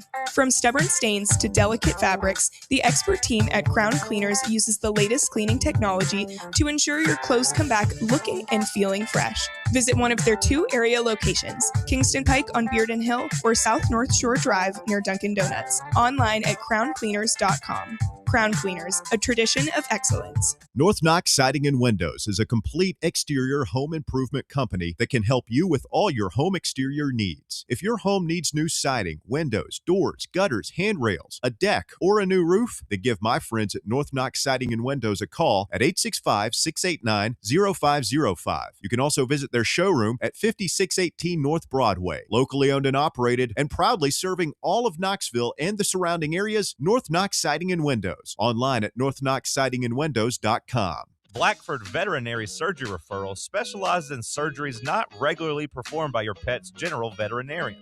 They're currently accepting referrals from vets all across the country. With their newly renovated state-of-the-art surgery center and highly trained staff, clients can rely on professional and thorough care. If your vet says that your pet needs surgery or rehab, ask for a referral to Blackford Vet and let them get your best friend back on its feet.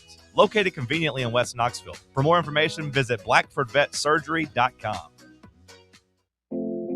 Hey, this is Bo Kregner with the Kregner Group at Realty Executives. You know, in sports, home field advantage matters, and it's the same in real estate.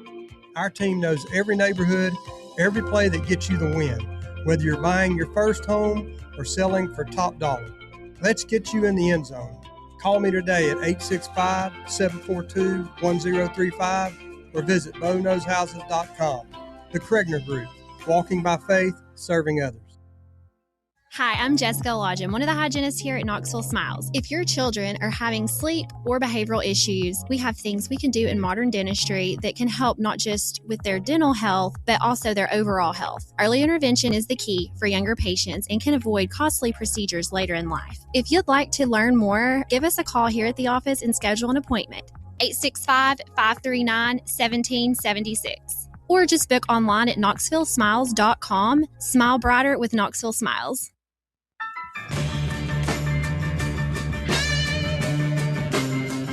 Welcome back. The drive continues. Fan Run Radio. Russell and Bob, pleased to be joined here by our next guest, Curtis Wilkerson of Inside Arkansas. InsideArkansas.com if you want to go get the latest on the Hogs. Good afternoon, Curtis. How are you, sir? I am doing fantastic. I don't know how it is for you guys. The weather here in Fayetteville has me feeling like we should be getting ready for a little first pitch between Arkansas and Tennessee instead of tip-off, but we'll take it either way. You Arkansas guys. I think we're ate up with baseball here. I mean, you guys are on a different level down there. Y'all in LSU. I mean, we're still relatively new to this thing, but yeah, man, it's exciting for sure. And so is basketball with conference play tipping off this weekend.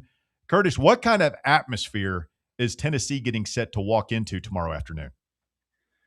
I would say it's probably going to be about the type of atmosphere that Arkansas walked into for the SEC opener last year in Knoxville. That was rowdy. The Razorbacks were very clearly a little bit overwhelmed, not ready for that one. I don't know if that's going to be the case for Tennessee, but it should be a packed out house. The students aren't back yet, but they made those tickets available for some resale, and they're going like hotcakes. So there should be over 19,000 in there. People are excited about this basketball team. Last year under Coach Cal was the first year, and there was some excitement early on, and they get to January and they start SEC play 0-5. It kind of put a damper on things until they figured it out. But the group's been playing well so far this season. They got a couple big wins on the resume, and people have just been itching for some good games back in Bud Walton Arena. They had Louisville in town. I know Tennessee did as well a little bit earlier this season, but something just hits a little bit different about opening weekend and SEC play. So it should be a rowdy environment. Curtis, thanks for joining us, man. This is fun. Appreciate you spending some time. Sure. Let's talk about this from the standpoint of, we were just saying this a little earlier in the show that you hearkened back to last year's SEC opener and how sometimes Cal gets kind of off to a slow start. We've seen it in his Kentucky days. We saw it a little bit last year with Arkansas. That said, the boys are they're pretty solid, right? 10-3, 3 losses, but to some really, really good teams and some quality wins, like you mentioned, Louisville and Texas Tech. Do you feel that there's enough mojo going that you may not see that kind of vintage Cal kind of bump in the road to start the SEC? That is certainly the hope in the basketball building, and maybe there will be a bump here and there, but yeah, to start 0-5 in league play, that was the worst start in program history, and it wound up being 1-6 even before they went to Lexington, and he had the rematch or the grudge match, whatever you want to call it, there at Rupp Arena with Kentucky. But yeah, this group seems to be a little bit further along. There's more continuity. They've got 4 guys who either started or played key roles in that Sweet 16 team a year ago, who are back, who have been through the wars. I think they're more talented with the freshmen that they have in this year. Darius Acuff has been phenomenal. He's been one of the better point guards in the country, not just as a freshman, but period throughout the course of the nation. Malik Thomas has been a really good 5-star addition for him. And I like the transfer portal additions that they've made. Those guys are starting to come along. Malik Ewan out of Florida State has been a guy that they were going to look to for offense in the post. And they went and got Nick Pringle, and he's been in the SEC for like 10 years. And so they went and got him and provides a little bit of experience and some muscle in there that they didn't have. But Cal scheduled aggressively in the non-conference. He doesn't always do that, but he usually schedules to the type of team that he thinks he has. And they were bullish on this group being able to get off to a better start. And so far they've done that. They went and played Tennessee last year. They hadn't faced anything like that up to the point. Well, they've already seen a Houston, and they've seen a Duke and a Texas Tech and a Louisville, and they played at Michigan State. So in terms of readiness, I don't know how they could be much more prepared than they are going into this game. But we all know it hits a little bit different when you get into SEC play. So we'll see what it looks like. But I think they've got a better squad this year at this time than they did a year ago.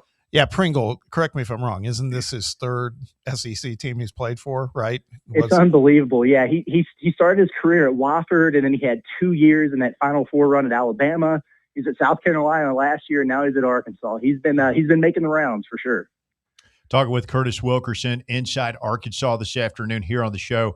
We see Cal renew his rivalry with Rick Barnes. I say rivalry. They've got the best bromance going on in SEC basketball. It seems those guys like each other. Be interesting to see the attack plan for Arkansas tomorrow. Curtis, where is Arkansas strong? Where are they vulnerable against Tennessee tomorrow afternoon? This is really interesting because it's kind of the inverse of these Arkansas teams that we've seen here over recent years. The Razorbacks have been on a pretty good run lately. They've made Sweet 16s or deeper for the last 5 years, and it's largely been built off of defense. And it's been offense and particularly three-point shooting that's kind of held them back a little bit or maybe created a ceiling for them. It's completely flipped around this year. Arkansas's got one of the more efficient offenses in the country, averaging over 90 points per game. They just scored 85 on a really good Houston team. And they're shooting at 40% from three. And if you're a Razorback fan, it just sounds crazy because they struggled to sniff 30 in some recent years here. But it's a dynamic group. They've been really good on the offensive end of the floor. They're second in the country in fast break points. So if they get out and run, they're hard to stop. The problem is you need to get stops defensively to be able to get out on the run. And that's where they have struggled so far. In the last 2 games against high major competition, Arkansas has given up 49 points in the first half in games against Texas Tech and Houston. And the three-point defense, you look at it, and it's a little bit of fool's gold. They're only allowing about 30% from three shooting, but they're giving up almost 9 per game. They've had 6 teams hit more than 10 threes on them. So the perimeter defense has been a little bit leaky for them. And really, it's kind of been defending high-level guards. Kingston Flemings, Emmanuel Sharp at Houston gave him some problems. Christian Anderson at Texas Tech really was able to get into the paint at will. So I look over at the Tennessee side and I see a guy like Jacoby Gillespie, and I know how talented Data Man is. Arkansas recruited him heavily, but Gillespie seems like a key for Arkansas to be able to contain his dribble drive, hold him down from three a little bit. If they're not able to do that, it could be a long day. Tell me what has happened, because I sometimes think things like this could affect the team's locker room culture, but I don't think that seems to be the case with Arkansas. But you had guys who followed Cal from Kentucky to Arkansas, like, DJ Wagner and Carter Knox and Billy Richmond, who were originally committed but then followed him to Arkansas. And it feels like they still get their minutes, but it feels like they've kind of taken a back seat to the two new freshmen that came in, and Acuff and Malik Thomas. And I mean, those guys are they're a blast to watch. But is everybody accepting their role based on what you're seeing from your perspective?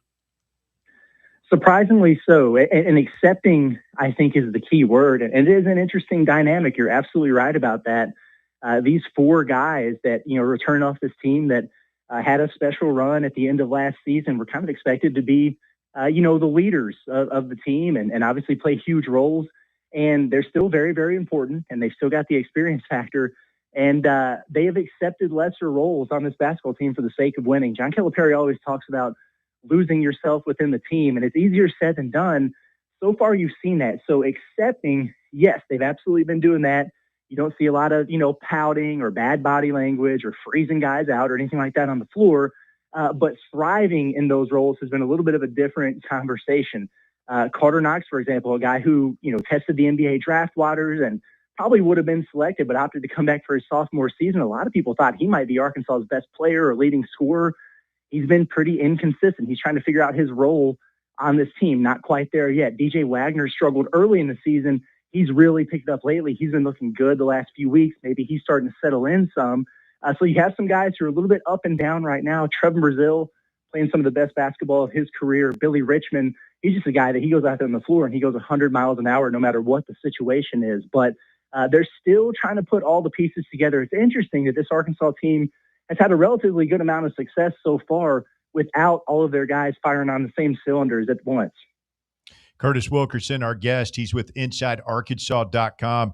Curtis, John Calipari made headlines over the weekend with his rant about the state of the NCAA in basketball. Same could be applied to football. Says there are, quote, no rules.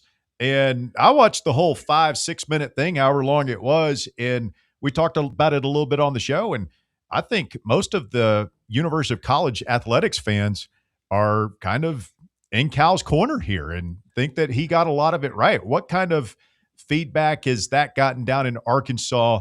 And I don't know, could John Calipari be the college basketball commissioner someday? The beauty of John Calipari is that you don't even have to be that good at your job as a journalist to be able to answer or to be able to ask him the crazy questions to get the type of answers you're looking for.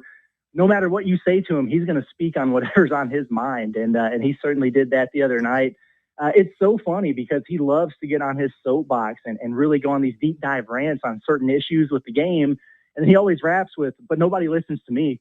Nobody's hearing what I'm saying. They don't care what I have to say. Well, I think they do, Cal, and especially in this case. But yeah, he's a guy who's been doing this for a long time. He's part of the old guard in college basketball. I think Rick Barnes would probably be included in that, but he always mentions, Mark Few at Gonzaga and Tom Izzo and Kelvin Sampson as people who want to leave the game better than they found it, and they aren't comfortable with where things are headed. So Cal's been a big proponent about getting some legislation or some regulation as it pertains to the transfer portal. Well, this is an entirely different animal. We got guys who've been drafted in the NBA or playing in the G League or whatever it might be who are trying to come back and play college basketball. So if the things that we were already doing in this game have been rubbing him the wrong way, I'm sure that he was not happy about this, and he was able to really speak his mind about it. So I don't know what's going to come of it. I'm sure, whenever John Calipari is done coaching, it just feels like he's not going to be done with the game of basketball. Maybe commissioner is down the line for him. Some guys like Bruce Pearl, they get on the microphone, they get on the broadcast teams. I don't know if that's what Cal needs to be doing, but he will certainly be happy to get in front of a microphone and a camera and say his piece about the state of the game. Yeah. I was looking at the schedule. I also checked out your podcast. What's that called? The podcast the Pod at the Palace. Pod at the Palace.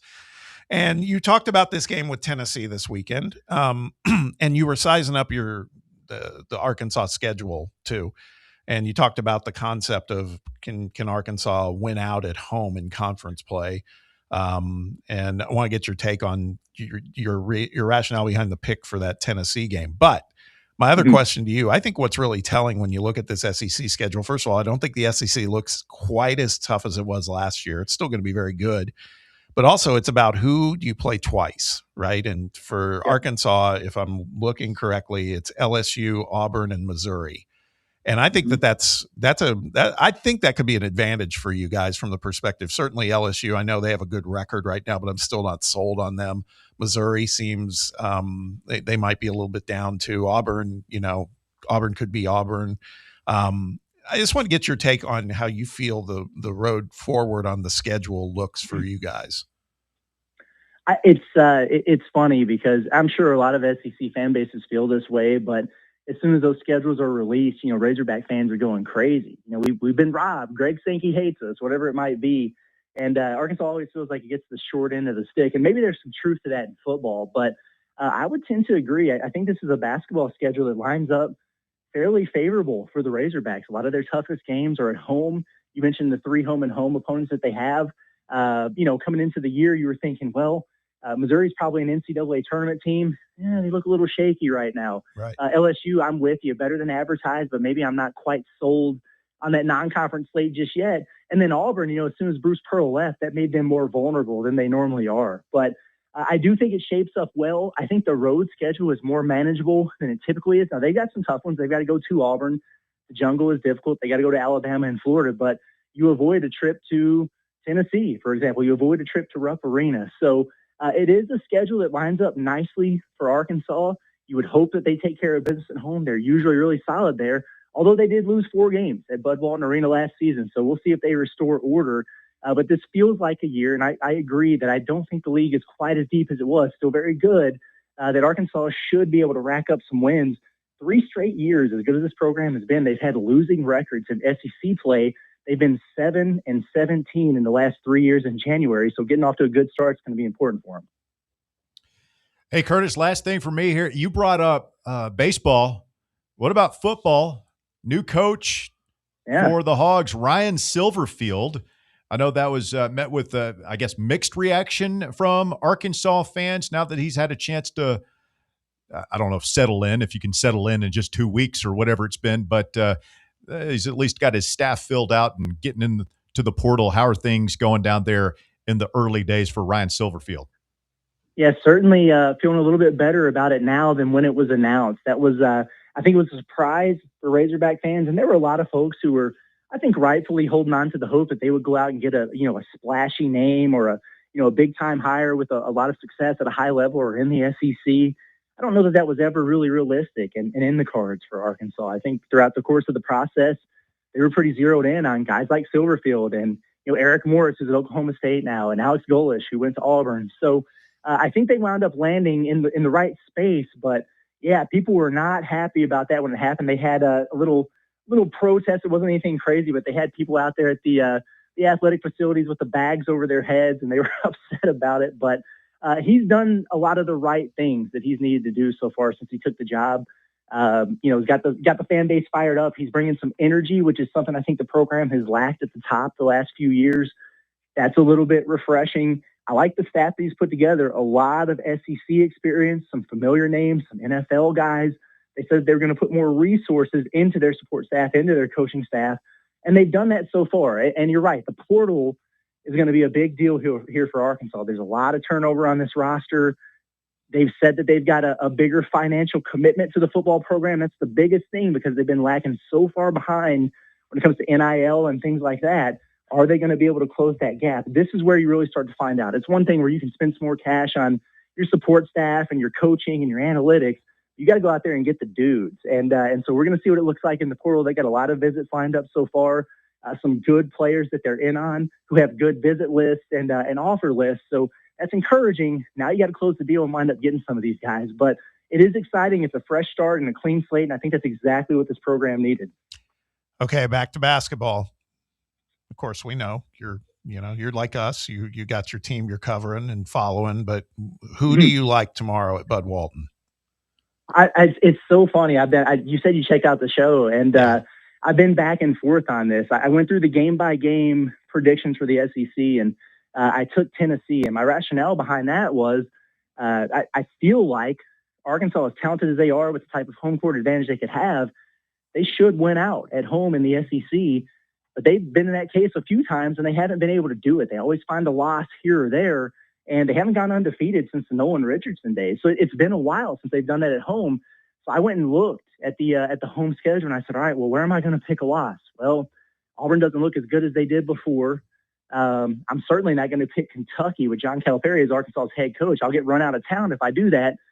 Next best team right there is Tennessee, so that's what I did. Well, then we did our individual game predictions, and I picked Arkansas to win. So I've been on the fence, but the more I think about it, if this was a Tuesday midweek game, I might lean towards Tennessee. I really think it's a coin flip, but there's just quite a bit of buzz down here. It's opening weekend. It's a Saturday, a primetime game. People are excited about the team. There's this old saying, and I'm sure they have it over in Tennessee, but if you're going to come win in Bud Walton Arena when that place is rocking, you better be 10 points better than the Razorbacks. And Tennessee on a neutral floor, maybe they are better than the Razorbacks, but I don't know if they're 10 points better than them. So I'm going to take the Razorbacks in a close one here, although I will admit I wouldn't be shocked if it went the opposite direction. There you go. Curtis Wilkerson. He's at Kurt Wilkerson _ on X. InsideArkansas.com is the website. Curtis, really appreciate the time, my man. Thanks for jumping on. Absolutely. You guys have a great day. Thank you, man. Sir. Curtis Wilkerson, one more time on the program. A thorough breakdown of Tennessee and Arkansas tomorrow. Should be a entertaining clash between Rick Barnes and John Calipari.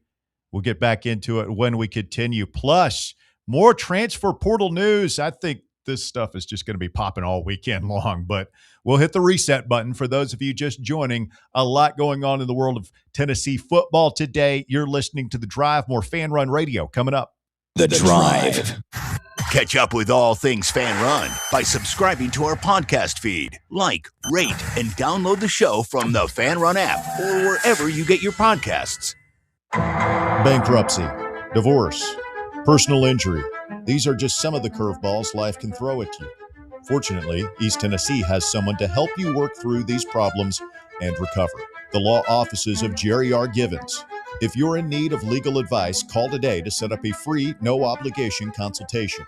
865-801-9250. As always, the phone call is free, the advice is free, so what do you have to lose? Call 865-801-9250 or go online to jrglawtn.com. That's jrglawtn.com. The law offices of Jerry R. Givens. Legal expertise you can rely on. White Claw is taking hard seltzer to new heights with White Claw Surge. At 8% alcohol, White Claw Surge is a stronger wave of refreshment that doesn't compromise on taste. Available in 4 bold waves of flavor like ripe blackberry, citrusy blood orange, zesty natural lime, and tart cranberry. Check out your favorite retailer in-store and online for the White Claw Surge Variety 12-pack and 16-ounce single-serve cans. White Claw Surge. Please drink responsibly. Running a business, coaching a team, planning your next big event, you need more than just gear. You need SM Athletics and Logo Solutions. Custom uniforms, branded apparel, promotional products, done right, done fast, and built to show off your brand with pride. From local businesses to high schools to major universities, SM Athletics is trusted by winners. Get real service, get real quality, get noticed. SM Athletics and Logo Solutions, where your brand comes to life. Visit smathletics.com and let's build something great together. Rickard Ridge Barbecue, located in beautiful Cove Lake State Park. Rickard Ridge is home of the best ribs in the volunteer state. Smoked daily by pitmaster Mark Rickard. The barbecue at Rickard Ridge is mouth-watering, fall-off-the-bone delicious. Take the scenic drive up I-75 to exit 134. For directions and to look at the rest of the menu, visit Rickard Ridge online at rickardridgebbq.com. Got a problem tree looming over your home? Call ECR Total Landscapes. Whether it's trimming, removal, or storm cleanup, our certified pros get the job done safely and efficiently. We're licensed, insured, and ready 24/7 for emergency calls. Big or small, we cut them all. ECR Total Landscapes. Call now for a free estimate 865-384-2012 and mention promo code FANRUN for free stump grinding on any tree removal now through the end of the year. Also visit us at ecrtotallandscapes.com.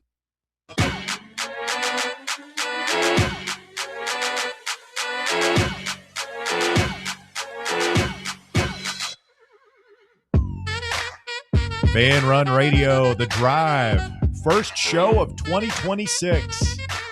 Thanks for being with us. I'm Russell Smith alongside Bob Baskerville, Bear and Walker.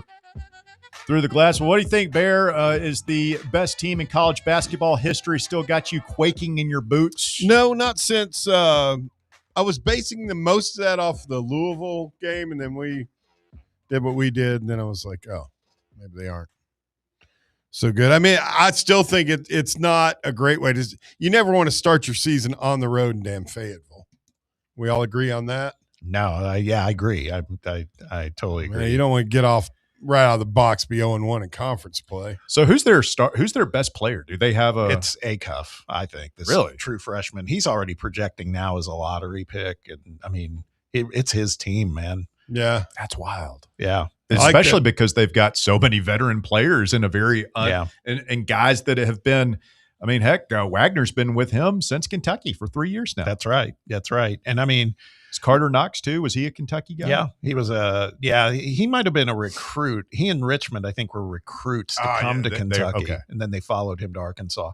Acuff averages 19 points, 6 assists, 3 rebounds. I mean, he's tough, man. He's a good player. So who do you think draws that assignment to start? Bishop, maybe. I don't know. I like that. The other one, and Bear likes Brazil. He's talked about him before, and I mean, he played out of his mind the 2 games I watched. That was a lot of the reason I was. He's 6'10". He can shoot the 3. So I mean, he's a pretty good player. I mean, they've impressed me. Like I said, the game I saw on Thanksgiving night when they lost to Duke, they impressed me. I mean, they were that was a hell of a game. They played really well. So I'm just hoping that Cal gets kind of that soft spot in his heart that he does, I think, when he's playing against his buddy with Rick. And, you know, they do start conference play typically kind of slow. He always did that at Kentucky as well. So I don't know, man. It's going to be an interesting one. I'm excited to watch it, though. 3 p.m. tip-off tomorrow for Tennessee and Arkansas. Voluntary reaction returns after the game. We will be live with you at 5 o'clock or so as soon as the game is over, right here on your Fan Run app and on YouTube. 865-966-3435, your phone number. If you've got a call or text here this afternoon, would love to hear from you. If you want to join in the festivities as we comb through the transfer portal looking for a few good men, dare I say, can we handle the truth? You can't use that line if you haven't you're seen not the allowed movie. to say that. I still that's mind-boggling to me. You haven't watched that. Texter says, can you check with your lawyer sponsors to see if we have grounds to sue Max Gilbert for emotional damages? He should at least have to give us Moonshine Mountain cookies as reparations. See, that's what the kind of thing I'm. I mean, he's gone now. Like you have to let him go, right? Yeah. I mean, what did you say? Well, it was completely unnecessary. Completely uncalled for. That's inexcusable. Ricky Gibson, Lance Hurd, Bennett Warren, Amari Jefferson, Caleb Herring, and now Max Gilbert, all going into the portal today, or in the last 24 hours, I should say. Well, I guess I was wondering if we had seen all the movement. No. Somebody on the live chat, the JL103 says, referring to Max Gilbert, our national nightmare is over.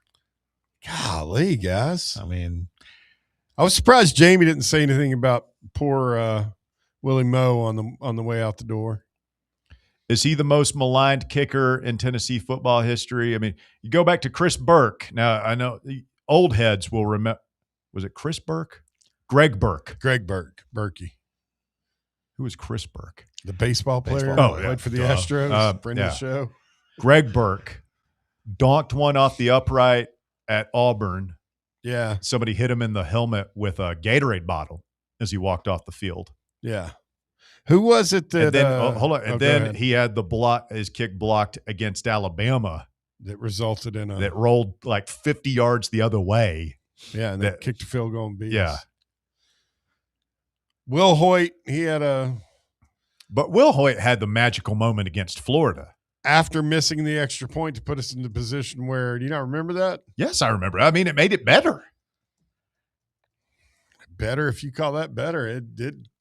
A 50-yard field goal to beat Florida as time expired. You don't think that was an all-time no. awesome moment? Yeah, I think you're misunderstanding me. But no, I think I understand. Like you're saying that James Wilhoit, it's a mixed bag, and I would argue that James Wilhoit is one of our most beloved kickers. Yeah, I'm not saying he's not. I'm just saying he did have that moment where, holy crap, you're really going to miss an extra point. Daniel Lincoln had the kick. Like he took some Cody slings thing. and arrows. Being a college kicker is not for the faint of heart, man. Dad, loneliness of the field goal kicker. Adam Sandler wrote a song about it. It's sad. There's so many people that have said, like, hey, man, if I'm going to condition my son to be like a college athlete, let's make him a kicker. And I agree if you got the mindset for it, but it can go the other way really quickly. Is Max from like Hendersonville or something? I don't know. Like, he's going to hate this place. He's never going to want to come back to Knoxville ever. Yeah. Poor guy. I hope he got paid more than just those cookies. Probably got a little. How much would you have to be paid to just be hated in a town to the point where you really can't go back? At a young age like that? Probably a lot. I don't know. $100,000? Take more than that? More than that. I think it'd take more than that. $1 million? Ooh. $1 million, yeah. Yeah. For a kicker? If I gave you $1 million, Bear, and you're in your 50s and have lived here your whole life, if I gave you how much would it take for you to leave town? Leave Knoxville? And never come back? Oh, God, at least 10. At least $10 million. I would have to be able to retire comfortably to my city of choice. You'd never come back. How much would I need, Bob? You lived at either L.A. or New York City, one of the two. Yeah, it'd be a Walker? lot. Yeah, it'd be a lot. 10 million. Could I live comfortably for a while? Yeah, it'd take that much, man, to not have to work or do anything. Mm-hmm. I'd take $1 million and go back to Arizona. I'd do it for 3 or 4. I'd go for $1 million, maybe 2 or 3, and I'd just go right back to Arizona. I'm just gonna say before we hit the phone lines or something, if somebody tuned in midstream and heard you saying, Bear, what would it take for you to get out of here? That was basically Bear. How much is it going to take, man? Tired of looking at you. 10 million. I got $30 on me right now. Not taking it. Let's get a GoFundMe rolling. Whoa. Big Josh, you're on the drive. Fan Run Radio. He's not. It did the thing. Call right back, Josh. I'm sorry. It's really not my fault. I'm sorry. And Walker, it's happened to Walker too. It's not just me. Don't drag other people. No, into it's this. true. No, I mean something's wrong with the phone. I mean, the phone was made in the 1800s. It feels like. So I mean, it'll just blow stuff up. Accountability Island is off to a rip-roaring start in 2026. I see. There's we a have a short and standard button. back Sometimes you push the button and it puts them into the conversation. Sometimes it just hangs up on. We keep a standard on this. Very side sorry, of the glass. Big Josh. Want you to call back. Please call back. We'll get you.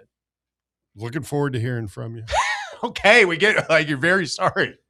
Pouring it on thick over there, aren't they? I mean, it So- sucks, but it's not like we got a whole lot of responsibilities. That is the truest thing you've said all year. Hey, what who we haven't talked about, because now we're talking about Sorsby going checking out Texas Tech, et cetera. What about Dylan Raiola? Where is he going? I don't. I didn't see any crystal ball thing or to him when I was looking at the transfer rankings earlier. I think that's still up in the air. I don't know if he has visits lined up yet. I mean, they've clearly moved on with it. Sounds like Kenny Minchie from Notre Dame is going to Nebraska. Bob, you weren't here when the title was won by young Walker Smith. Yeah, I know. Proud of Walker. Proud of Walker. I was just doing my job. Yeah, well, you did it. I didn't. I ran out of gas the last 2 weeks of the season. Couldn't have done it without you, Bob. Yeah. Texter says, stop partially defending Max. He's literally paid to do a job. He failed, and now he's being replaced. That's how life works in all of business. Don't care he's a college kid. He's an employee. He failed at his job, period. Damn. That's just not nice. Oh, my God. Well, text box is on fire. It's a lot of. We got the big guy back. Big Josh, you're on the drive, Fan Run Radio. What's going on, W? Hey, man. Hey, it's good hearing Bob back in there. I kind of miss the God. I was kind of growing on me. Thank you, man. It's Russell. It'd probably take about $20,000 to get me to not show up anymore. But you know, every man has his price. But I don't know. I want to see about 25 kids in this portal. I want to see them go all out. I don't know if the numbers are going to work out, but I like seeing a lot of these kids entering the portal from Tennessee. I'd like to see some more kind of get pushed. You know, in the portal. The thing about the portal that's interesting is people are complaining about it, right? They say, oh, this isn't college football. It's not the sport I grew up watching. I don't like it. Something's got to be done. But the other side of the portal is you can flip a roster real quick, just like Cignetti did at Indiana. And I don't know if we're going to flip our roster, but I mean, we took 7 guys last year. I think we're going to take at least twice that many this year. And yeah, we need more than 14, way more than 14. Yeah, well, especially if you can get some guys with multiple years defensively to come in and learn in this system. Yeah, but to me, I don't know why nobody's talking about that Colton Joseph at ODU, but he's a perfect quarterback for this system. And Heupel's whiffs on quarterbacks continuously. Just mark my words. Put it on the board. That's your guy, huh? We're going to be talking about him late in the year next year with wherever he ends up, how good he's played. And the defense, we need to flush. We need to flush about 3/4 of that defensive roster and hit the portal. Bob, are you with Josh here? So give some guys their walking papers. Let's start over. That's the way I was after the bowl game. I was like, get everybody out of here. Let's start over. I'm not against it, man. I'm not against it. I'm something's got to change, man, because we were talking about it in the break, Josh. It's like watching those games yesterday. It feels like they're miles away from us in terms of being that good. If all our edge rushers are going to go, and now there's rumblings that Jordan Ross might go, like that was the only position we were recruiting well at. Yeah. So you might as well start over. Thanks for the call, Josh. We got to run hour number 3 of the drive coming up next right here on Fan Run Radio. The Drive. The voluntary reaction. Can't get enough Tennessee basketball? Join Fan Run Radio as soon as every UT game is over for Big Orange Country's post-game radio free-for-all. The Voluntary Reaction. We'll be taking your calls on the Vols as soon as every game is over. So tune in and buckle up as we drink from the keg of glory all the way to the Final Four. The Voluntary Reaction. Raw, unfiltered, real. Hey, Knoxville. Surfside iced tea and vodka, made with real brewed tea, is only 100 calories, 2 grams of sugar, with no bubbles and no troubles. That's right, 0 carbonation, so it's easy to sip and enjoy. Headed to a game day or party at a friend's house? Bring an iced tea or lemonade variety pack from Surfside, or try their green tea and new raspberry tea vodka. Find the can with the sunset stripes this season. Surfside iced tea and vodka, sold at bars, restaurants, and stores near you. Surfside iced tea and vodka, sunshine in a can. Must be 21 or older. Enjoy responsibly. Citizens National Bank. Looking for the ideal gift this holiday season? Visa gift cards from Citizens National Bank make the perfect gift. It's the right size, the right color every time. Ask about personalized bulk orders for your family and friends or customers and employees.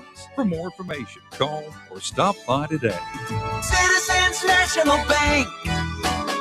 Banking never felt so good. Member FDIC, Equal Housing Lender.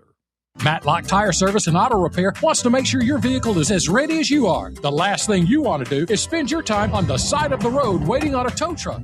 Schedule an appointment at Matlock Tire to have your vehicle checked out before you go. Tires and batteries, belts and hoses, fluids and filters, even the AC. Visit Matlock Tire Service and Auto Repair in Lenoir City, Athens, Maryville, and Kingston Pike in West Knoxville. Schedule your appointment online at MatlockTireService.com. Matlock Tire, keeping you on the road since 1953.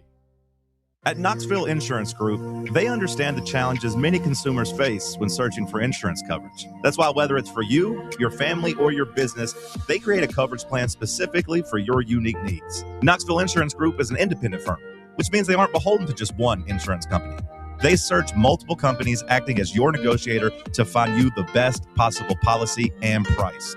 Start a quote in minutes at KnoxvilleInsuranceGroup.com or call them today at 865-694-9788. Dick's House of Sport at West Town Mall is a destination devoted to sport, and it's your destination for exclusive events and experiences. Come visit a store like no other. Check out our 40-foot rock wall, golf performance center, Hit Tracks batting cage, and outdoor turf field. You can now rent our space for private events and birthday parties. Learn more about our events and exclusive product launches on Facebook and Instagram at Dick's House of Sport KNX. Dick's House of Sport, proud partner of Tennessee Athletics. You're listening to FM 105.7 and AM 1340, WKGN Knoxville, and W289CU Knoxville, Fan Run Radio. This is an important medical message from Men's Pro Knoxville. If you're a man over 30 or you love one, and you've noticed changes that come with aging, performance and intimacy challenges, those aren't random off days. They're often signs of biological change and ED showing up in your life. Now is the time to act. I'm Evan Bass, and I started Men's Pro Knoxville because I saw the difference great medical care makes. We've been working hard every year to level up so you can too. Listen, sign up for some subscription pill, and sure, something might go up, mostly your auto renewal fee. Men's Pro Knoxville gives you a plan, here locally, not guesswork from the internet. Our trusted urology-based medical providers focus solely on men's health, ED, performance, and now Peyronie's treatment to enhance your life. We get your labs in 30 minutes, then build a treatment plan tailored to you. We even offer new treatments that might keep you from using a pill every time. Imagine confidence returning in intimacy? Yeah, it's back. Join the community of successful men in Tennessee transforming their lives. Call 865-544-8220 or book now at menspronknoxville.com. That's menspronknoxville.com. It's time for The Drive's Top 5 at 5. Quitting time on your Friday, 5 o'clock, here on Fan Run Radio. Time for the top 5 at 5. It's brought to you this afternoon by our friends at the Griffin Law Firm. Walker, hit it. At number 1, Jim Knowles in Tennessee have overhauled some of the defensive staff just a couple of days after the Music City Bowl defeat. Knowles has brought in cornerbacks coach Michael Hunter Jr., safeties coach Anthony Poindexter, and assistant D-line coach Andrew A.J. Jackson. Tennessee is losing DBs coach Willie Martinez, strength coach Kurt Schmidt, assistant Phil Sershup, and defensive assistant Ernest Thomas. William Inge and Rodney Gardner will remain on Knowles' staff.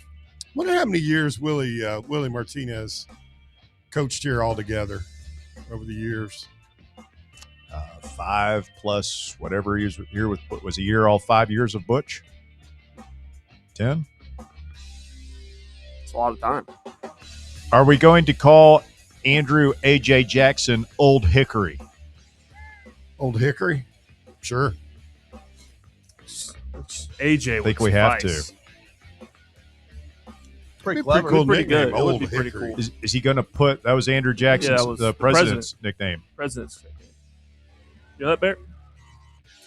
Are we going to put the, Andrew Jackson was our 6th president. He's from Why Tennessee. are you telling me stuff? I You look at me like you No. have no idea what I'm talking about. Are we going to put opponents? He's coaching the edge rushers, right? Yeah, he's one of the. Is one Old of the line Hickory coaches. putting opposing offensive tackles on the Trail of Tears? That's one way of putting it. Too soon? parts of President Jackson's tenure that were some would Mildly say problematic. Questionable. controversial. at best. You ever been to the Hermitage? No, I have not. It's cool. You should go. Very well maintained. Duly noted. Did Derek as a Dooley kid did on a it. field trip. Any of you guys, you're talking history buffs in the room? I watch documentaries. You know enough to be dangerous. For Men in America, I'd say all of us have watched the History Channel a time or Well, two. one of my Christmas. This is a little better than that. It's Netflix, Death by Lightning. Have you heard about this? Oh, about Garfield. Yeah, yeah, Really? it's good. I know nothing about him, so that'd be pretty interesting. He was the second Like president lasagna. to be assassinated. Yeah, that's the only thing I know about. And he was only president for like 3 months. Charles Guiteau. Guiteau, yes, it's fantastic. It's 4 1-hour episodes, so it's a quick watch. Really good. Michael Shannon plays. Love Michael Shannon. Yeah, he's one of my in it. favorite actors. And Nick Offerman's fantastic. Really? Too. Yeah, he plays. Oh God, he's the guy who served after Garfield was assassinated. Yeah, I'm trying to remember the name now. Is it Harrison? No. The president after Garfield. What's your favorite Shannon role? His best. What do you think, Russ? I really like a movie called can't remember what is it? Storm Coming or something. There's he's like a crazy he I know which one. I think I know. he's been told there's a storm coming. Yeah. It's a really dark movie. Yeah. And nobody believes him. And he's like trying to convince everybody that this huge storm is coming. And Chester A. Arthur? Was that? Chester A. Arthur. And he Former governor of New and York. if you look at old pictures of Chester Arthur and Offerman, it's like spitting image. I see it. Huh. I see Yeah. it. I see it there. At number 19, Tennessee basketball begins SEC play tomorrow afternoon with a top 20 matchup against John Calipari and number 18 Arkansas in Fayetteville. Tip-off is set for 3 o'clock on ESPN2 with voluntary reaction coming immediately after the game. The Vols are a 1.5-point underdog. That's the biggest game of the day tomorrow. Is it? Yeah, I think so. Let me go look at the I don't think tomorrow. there's many ranked versus ranked. I think that might be the only one tomorrow. Really? Why is that game's at 3 then? What would be the late programming tomorrow for them? Maybe a bowl game. Yeah, but no, bowl games are over after today. Huh. Take Shelter. It's the name of that Michael Shannon movie. It's got Jessica Chastain. Yeah, he starts to have like apocalyptic visions of like this huge storm, and I think he he was building something like maybe a shelter or something. But anyway, You know, he's in a he's a hardcore REM fan. Really? Hey, he's like got this REM tribute band that he's all about. Plays all the time. Cool. Couple games tomorrow, very quick. I don't want to hijack your. No, keep it going. I was literally about to do the same thing. I'm looking at scores. Kentucky, Alabama tomorrow at noon. Mm-hmm. At Alabama, and then Auburn at Georgia. Georgia's the ranked team. Yeah, I think that's notable. Let's see what Georgia's made of tomorrow, I think. Mm-hmm. What do we know? Do you know anything about? Is South Carolina any good in the SEC? No, so Vanderbilt should win that game. Yeah. Duke, Florida State. Other than that, not a whole lot. Another one to watch for the sickos out there is UCLA at number 25, Iowa. Oh, yeah. That's a good one. I think so, too. And then Florida, Missouri is the last SEC game of the night tomorrow. What's Vanderbilt's best win so far, Bob? It was St. Mary's. Is it Wake Forest now? Might be Wake Forest because the way they beat them, too. Yeah, they beat them by like 30. Yeah, they put the hammer down. At number 3, Tennessee football quarterback Joey Aguilar on Friday had successful surgery to remove a benign tumor that was pushing on his bicep tendon and labrum. Citing sources, Ian Rappaport reported that the issue had caused weakness and pain for Aguilar. Quote, Aguilar kept the situation quiet, Rappaport wrote, but handled it today with a full recovery in 8 weeks. I wonder when they figured out that thing was in there. Maybe the bye week before Oklahoma is when I would think, because that's kind of when we started seeing the deep ball troubles. And how did Rappaport get into this? I don't know. That was the other thing. Yeah, Rap Sheet being the one to report it was. Yeah. It's like when Adam Schefter will dive into like some college football every once in a while, you're like, oh, weird. Called him. Joey's agent, maybe. Yeah, true. There might be a relationship there. I mean, you know it wasn't through Danny White because it wasn't Pete Thamel. True. At number 4, Tennessee baseball right-handed pitcher Anson Seibert will not be with the program for 2026, sources told VolQuest this week. The official 2026 roster was released Friday morning. The 6'8", 235-pound flamethrower never pitched a game with the Vols after signing with the 2024 class. Bummer, man. This guy was supposed to be an absolute fireballer. Yeah, I wonder what happened. I wonder if this is just me spitballing, no inside information, just complete speculation. But I wonder if he was being pressured to kind of ramp it up. Hey, we need if we're going to use a roster spot on you, we need you to pitch. And he's just like, I've got a long-term future. I'm going to take it slow. I need to step away and do what's best for me, which is understandable if that's the case. But I was super excited about him. He was supposed to be like a secret weapon for us almost. The guy who could have been our ace. Like our best pitcher of the Vitello era, maybe. Well, but best of luck to him, though. Yeah. Hope he gets healthy at least. And at number 5, a Florida man is recovering after he caught on fire while trying to keep warm in a Longwood wooded area, officials said. Police said video and physical evidence suggest that the man lit a fire in the woods to keep warm, and the fire, which was originally contained to a small area, quickly grew larger, and the man's clothes caught on fire. Once the man stepped out of the woods, a bystander helped put out the fire on his clothing, and he is now in stable condition. That's one of my biggest fears in life. It's like fire. That drowning and burn. You ever been burnt? What's the worst you've ever burned yourself, Bob? You ever touched a stove when you were a kid or anything like that? I bet I have. I can't recall. I'll tell you the worst burn I ever had was I got sun poisoning playing in a 3-on-3 tournament in Southern California long ago. Like you got sunburned with no shirt on. Yeah, it was a dumb. What were you doing? Yeah. Sunburned or sun poisoning? Sun poisoning. I had blisters on my back. Oh God! Oh, that's awful. Yeah, I've had stuff similar. Maybe sun poisoning is awful. Sick to my stomach, man. I was driving home that night and I pulled over and had to throw up. I mean, it was just God. It was bad. It was bad.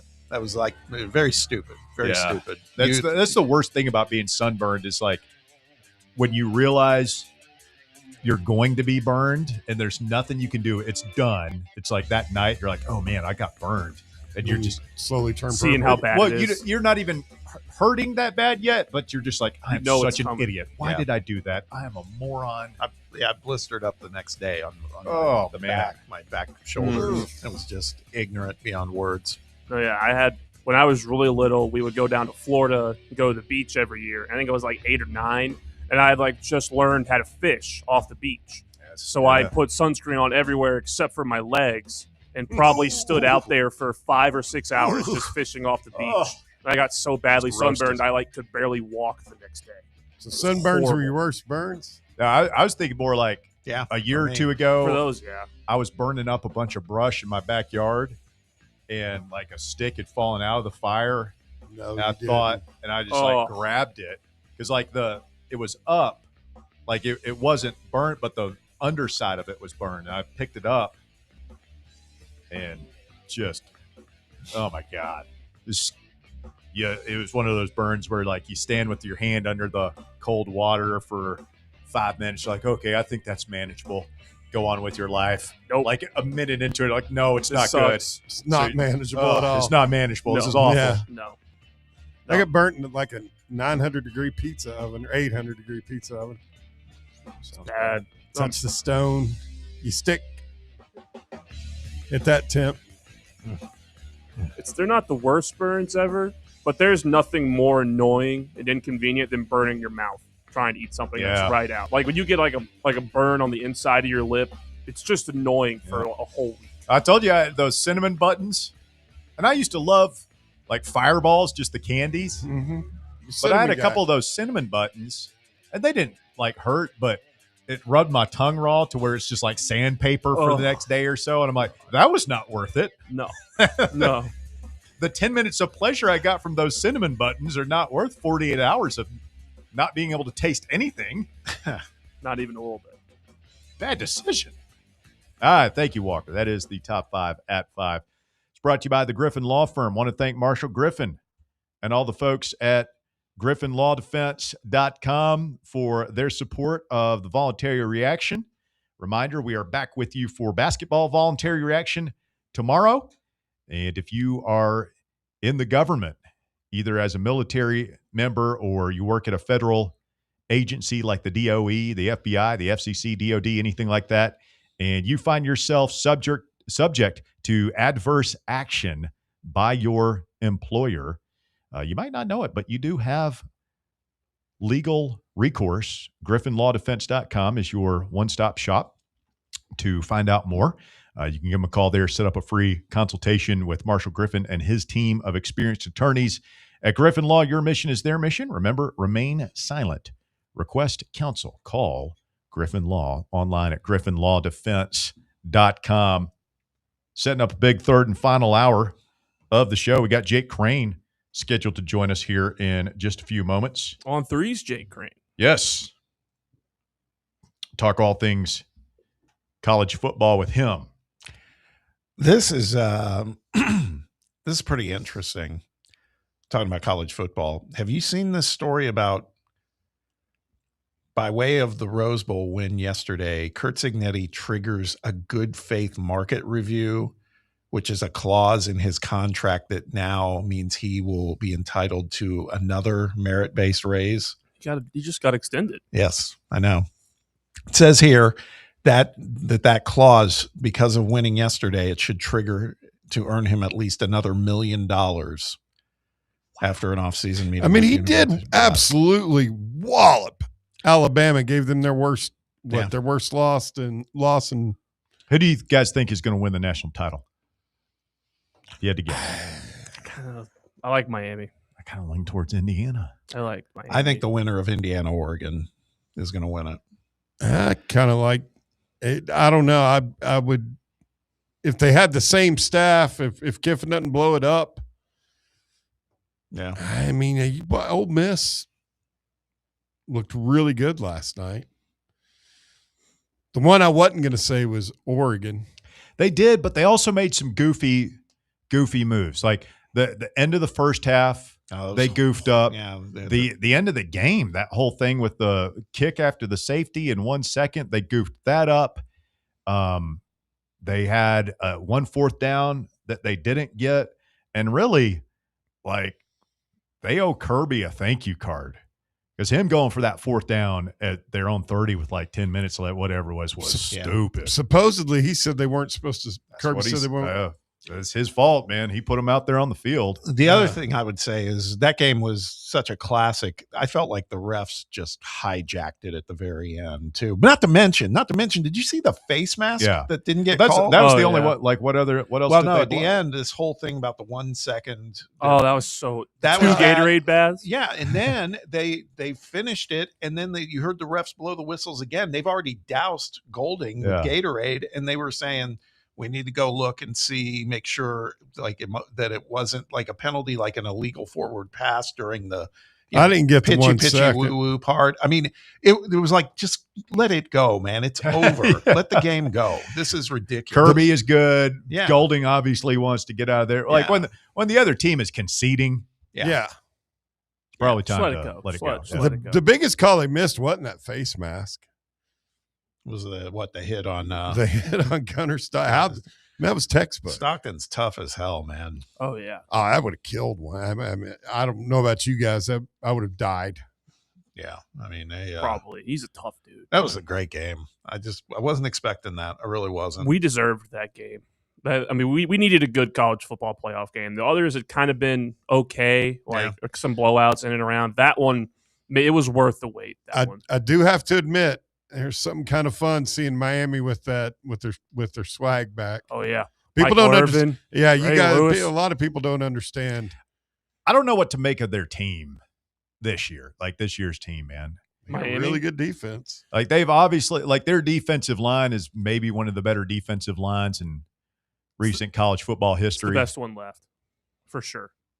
But I don't know if Ole Miss will be able to block them or not. But like Carson Beck is, I mean, offensively, dare I say they're a little pedestrian for a playoff team? Am I wrong there? That was my big takeaway, aside from last night's game between Georgia and Ole Miss. Defense. Yeah. Oh, yeah. Defense wins championships. Indiana had a dominant defense. Oregon and Texas Tech really had dominant defenses. And then Miami. Indiana, Miami. The only one that wasn't a shootout was the SEC matchup. Georgia and Ole Miss. That one ended up being, what was the final score of that one? 39-34. Yeah, shootout. Oregon's going to have to do that and more next weekend or next week against Indiana. But like I said to you guys yesterday, if they play that kind of defense, they can hang around. They got enough offense. So, quick timeout. When we continue, Jake Crane joins the festivities. We'll get his thoughts on the college football playoff and more when we continue right here on Fan Run Radio. The Drive. Streaming worldwide at fanrunradio.com and on the free Fan Run app. This is Big Orange Country's sports talk radio superstation, Fan Run Radio, Knoxville. This football season, crack open a cold beer that doesn't fumble the flavor. Garage Beer is 100% beer-flavored beer. No gimmicks, just cold beer. Co-owned by the Kelsey brothers and brewed right here in the Volunteer State, Garage Beer is perfect for fall fire pits and Tennessee tailgates. So pick up a 12-pack today of the official beer of Football Fridays on Fan Run Radio. Garage Beer, 100% beer-flavored beer. Vol fans, reimagine your home at Broadway Carpets and Flooring for any remodeling or building needs. With a variety of carpets, rugs, hardwood, vinyl, and stone, Broadway has all the flooring and installation options you're looking for, including pet-resistant products like Pet Perfect Carpet from Shaw Floors. Visit their showroom in downtown Knoxville or the location in West Knoxville located on Kingston Pike near Pellissippi Parkway today. Are you a federal employee facing workplace challenges like suspension or removal? Are you concerned about your security clearance with any federal agency? You know the Griffin Law Firm is your trusted ally in military legal matters. But did you know they also specialize in civilian federal employment law? If you're a federal employee facing workplace challenges like suspension or removal, if you're concerned about your security clearance with any federal agency, the DOE, FBI, FCC, or DOD, you might not know it, but you do have legal recourse. The Griffin Law Firm specializes in federal employment law, military law, and security defense law. VFL Marshall Griffin and his experienced team are ready to make your problem their problem, no matter which federal agency you work for. Don't face federal employment issues alone. Remember, remain silent, request counsel, call Griffin Law, 888-707-4282, online at griffinlawdefense.com. Located in Knoxville's historic Old City, Barley's offers great food, live music, the best draft beer selection in town, and now your new favorite place to watch sports. Their indoor projector is perfect for any weather, and they've revamped their upstairs area with more TVs to take in all of the action. Their menu features hand-battered chicken tenders, juicy burgers, fresh salads, and the tastiest pizza in Knoxville. You can enjoy their happy hour drink specials daily from open until 6 p.m. Barley's Tap Room and Pizzeria. Your smile says it all, so make sure it's saying the right thing. At Knoxville Smiles, we believe healthy teeth mean happy lives. Whether it's a routine cleaning, whitening for that big event, or fixing a nagging toothache, our gentle team is here for you. With flexible hours, family-friendly care, and the latest technology, Knoxville Smiles makes every visit stress-free. Don't wait another day to love your smile. Call Knoxville Smiles today at 865-539-1776 or book online at knoxvillesmiles.com. Smile brighter with Knoxville Smiles. Welcome to Axle Logistics, where excellence isn't just a goal, it's an energy. As a leading third-party logistics company, Axle is powered by an award-winning culture built on a work hard, play hard mentality. Here, the drive for success is contagious and hard work never goes unnoticed. Whether you're just starting out or looking to level up, Axle Logistics is the place to launch your career. Join us and take your ambition to the stars. To learn more, visit axlelogistics.com.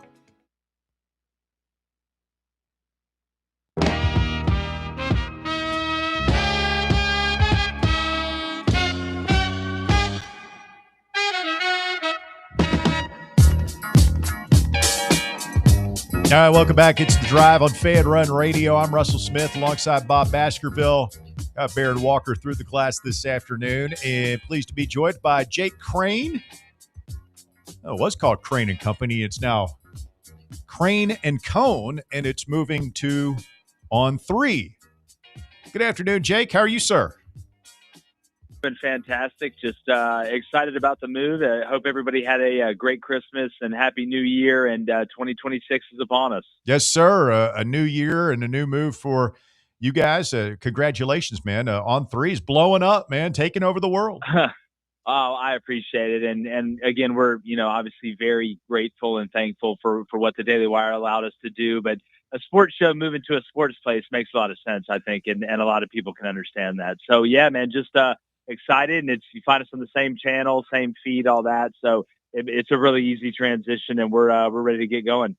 Yeah, I like being with other sports people. When this show started 15 years ago, we were 3 to 6. Our lead-in was Dave Ramsey from noon to 3, and we went into the Michael Savage show, which is like political talk. So it was weird being the only sports show at a news talk station. People ask you like, "Hey, what do you think about the election?" Like, I don't know. Bears and Steelers are playing tonight.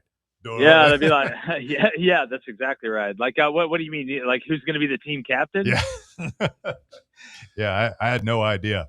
Well, yeah, imagine us. I mean, on one side of us at one point, somebody's talking about immigration. The other one, it's about reproductive rights. And I'm over here wondering if if Bama's going to cover against Indiana. It's just those conversations always ended up being pretty funny. Yeah, I like to focus on the important things. I don't know about you guys, but yeah, I mean, everybody knew Indiana was going to win.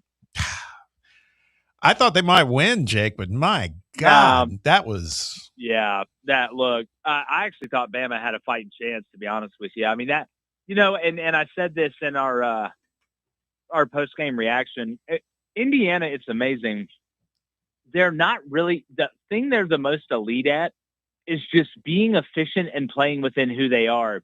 And especially this year, you feel like that's an elite trait that really nobody else has. I mean, it's not like, I said Indiana to me plays like a team that thinks they're not athletic enough unless they play perfect mentally and fundamentally, but they're actually good enough to beat you now. It's like, it's a lethal combo. And I mean, look, at the end of the day, we all saw it. That wasn't a win. That was a domination. That was the fact that Indiana is dominating Alabama in college football in the playoffs really just makes me wonder if this is actually Stranger Things, and Stranger Things is actually the real world. I mean, we talked about this. I mean, as Tennessee fans would watch, basically, particularly coming off that Music City Bowl where it was comedy of errors, it feels like we were watching everything that Tennessee is not when we watched Indiana yesterday. I mean, just disciplined and, like you said, played within themselves. They just don't make mistakes, man. It's very impressive. Very impressive. Well, that there's a saying in the coaching circles, and it's 100% true. When it comes to sports in general, most teams lose games. They don't win them. And that isn't to say that Indiana goes out there and plays conservative. They just realize, hey, if we don't screw up, even if we don't play amazing, we're going to have a chance to win the game. And again, when you're living in the era of the transfer portal and NIL and all this other stuff, being able to do that is almost worth twice its weight in gold. You know who they remind me of is Alabama under Saban. Well, yeah, but like, God, Cignetti's doing the same thing with less. I mean, when Saban was doing it, it's because his team was so much better than yours.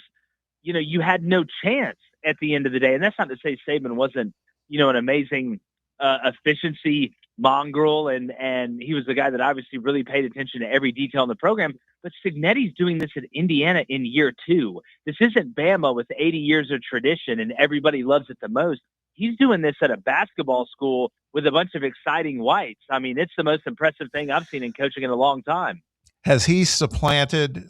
We had this discussion earlier in the show. I want to get your take. Has he supplanted Kirby as the best coach in the game? If he wins the Natty, yes. I think so. If he wins the Natty, yes. Yeah. Literally, like currently. I'm not saying of all time. Correct. Right? Correct. I would still rank up. But as of right now, as we live and breathe, yes, 100%. Jake Crane with us this afternoon on the show. Jake, how does the SEC get its swagger back? I mean, Michigan wins the national title a couple years ago. Okay, it's a one-off. Ohio State back-to-back. Okay, maybe a little bit fluky. if Indiana or Oregon or even Miami wins it this year, I mean, that's 3 years in a row. And seeing Alabama get dominated in the way they did, Tennessee losing, a bunch of other SEC teams struggling in their bowl games this year. Is this run of dominance officially over? Well, look, I think if we're going to look at the span of what, 2003 to 2020 with the SEC, I don't think that'll ever be touched. And it'll come and go in waves. You know, there'll be a couple of years where the Big Ten does really well consistently, and then the SEC. But I think the days of long-term monopolization of the sport, they're over. The SEC is going to spend money, but look, at the end of the day, there's some places that have more money than SEC schools, and money talks, and you know what else walks. So I don't think it's like the SEC stopped caring or like trying as hard. I just think this has leveled out the playing field somewhat, and you just got to win, but it's not going to be, you know, you're not going to have as many people beat at birth as we used to. So we're down to a Final Four. Who, in your mind, who do you think we're talking about as the two teams going into the national title game after the semifinals next week? God, I love the Ole Miss story. I really do. And Trinidad Chambliss, you know, basically running a magic show out there against Georgia was incredibly impressive. And Ole Miss's defense getting stops a couple times. Yeah. You know it's bad when I say you get a couple stops a couple times and you play good on defense, but that's kind of how it's been for Ole Miss and Georgia. But look, it's going to be Miami and Indiana, right?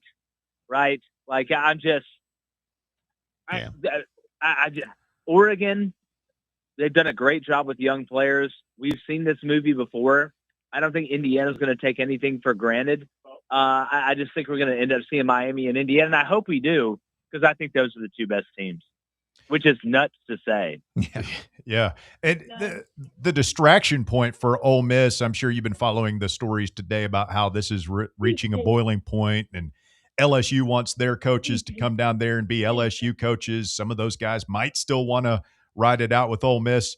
Jake, as somebody that's been in some of these rooms before, how awkward is what's going on right now between Ole Miss and LSU for these guys who are shuttling back and forth?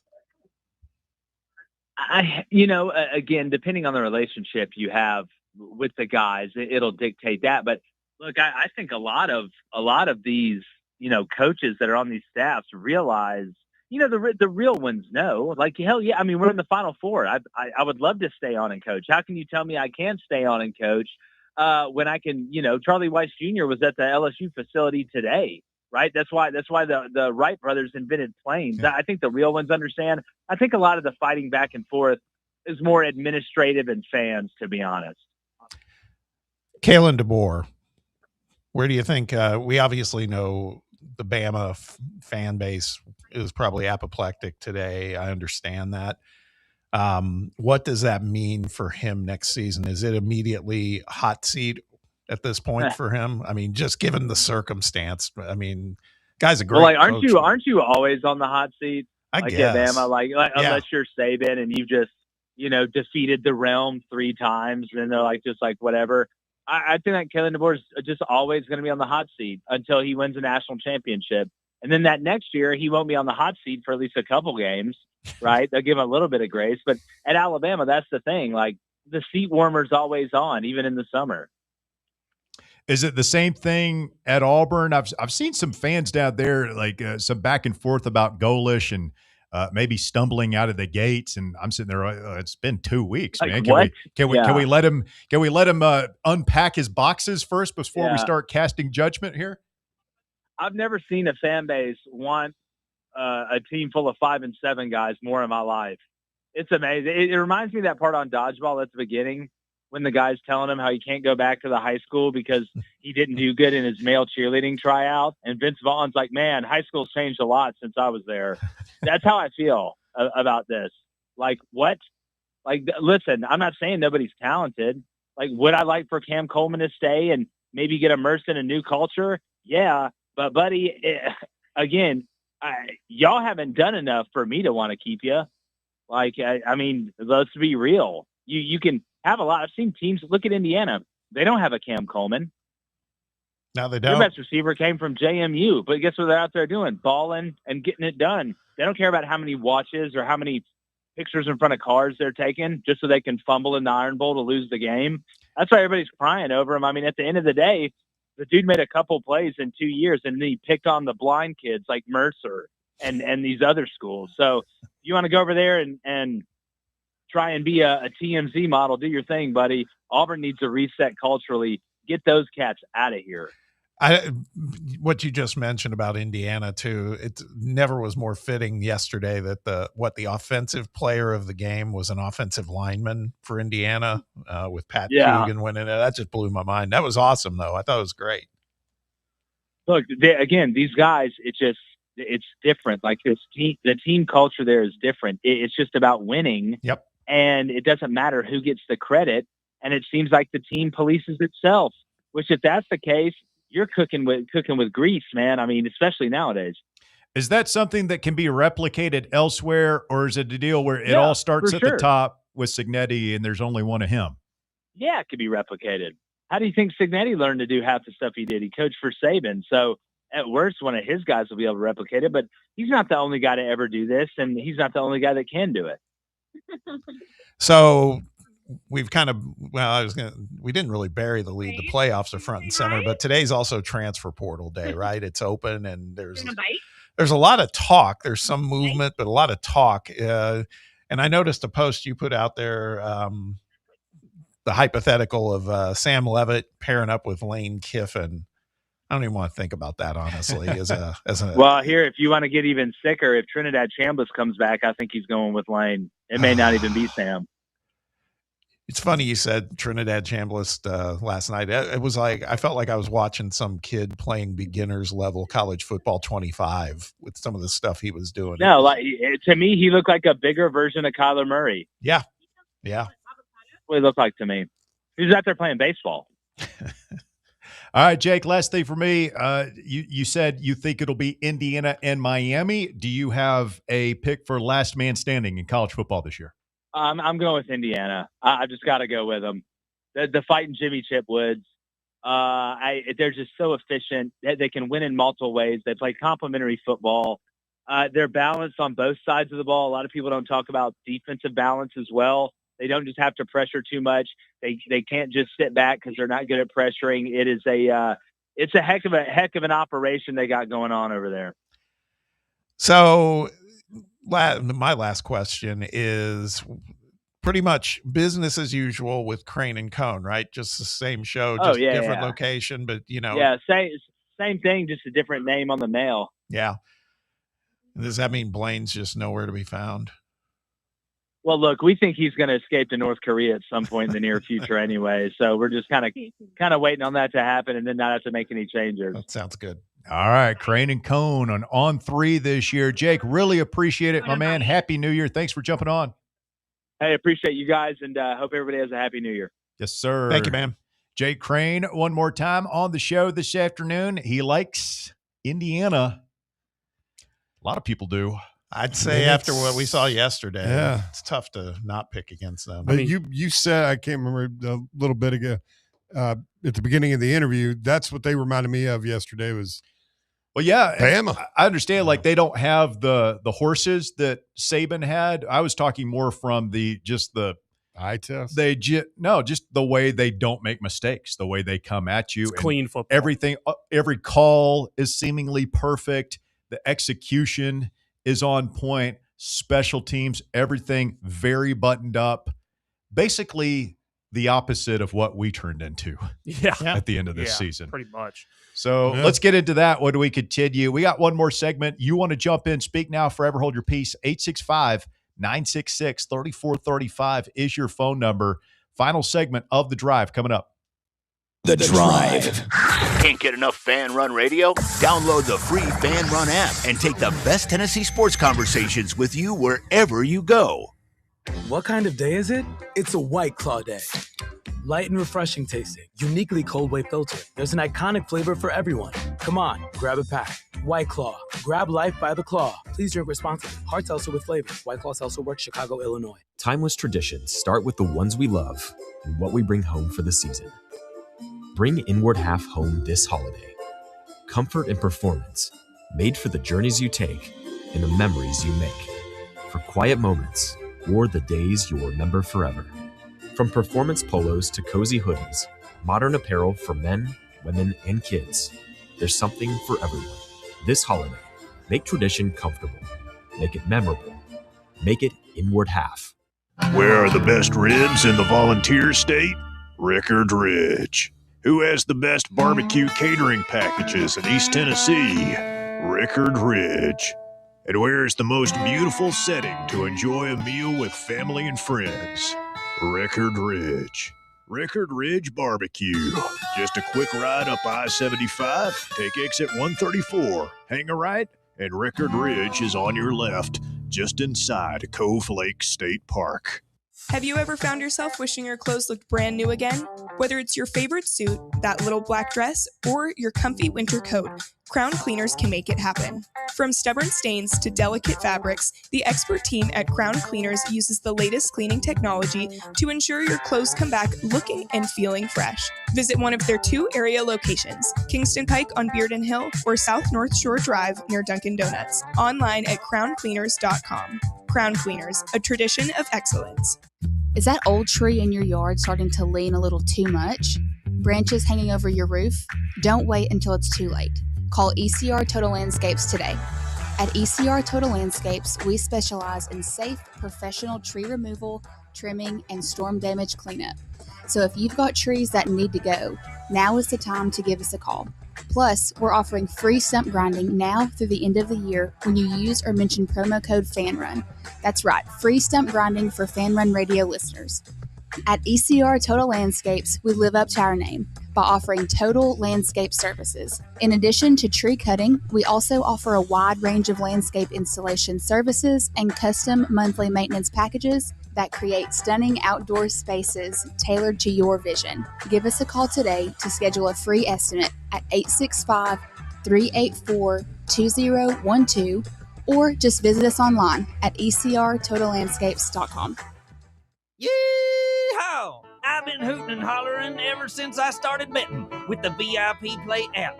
VIP Play has more than 200 leagues, every bet type you can imagine, live betting and live hosts, all with 24/7 support from real live people when you need them.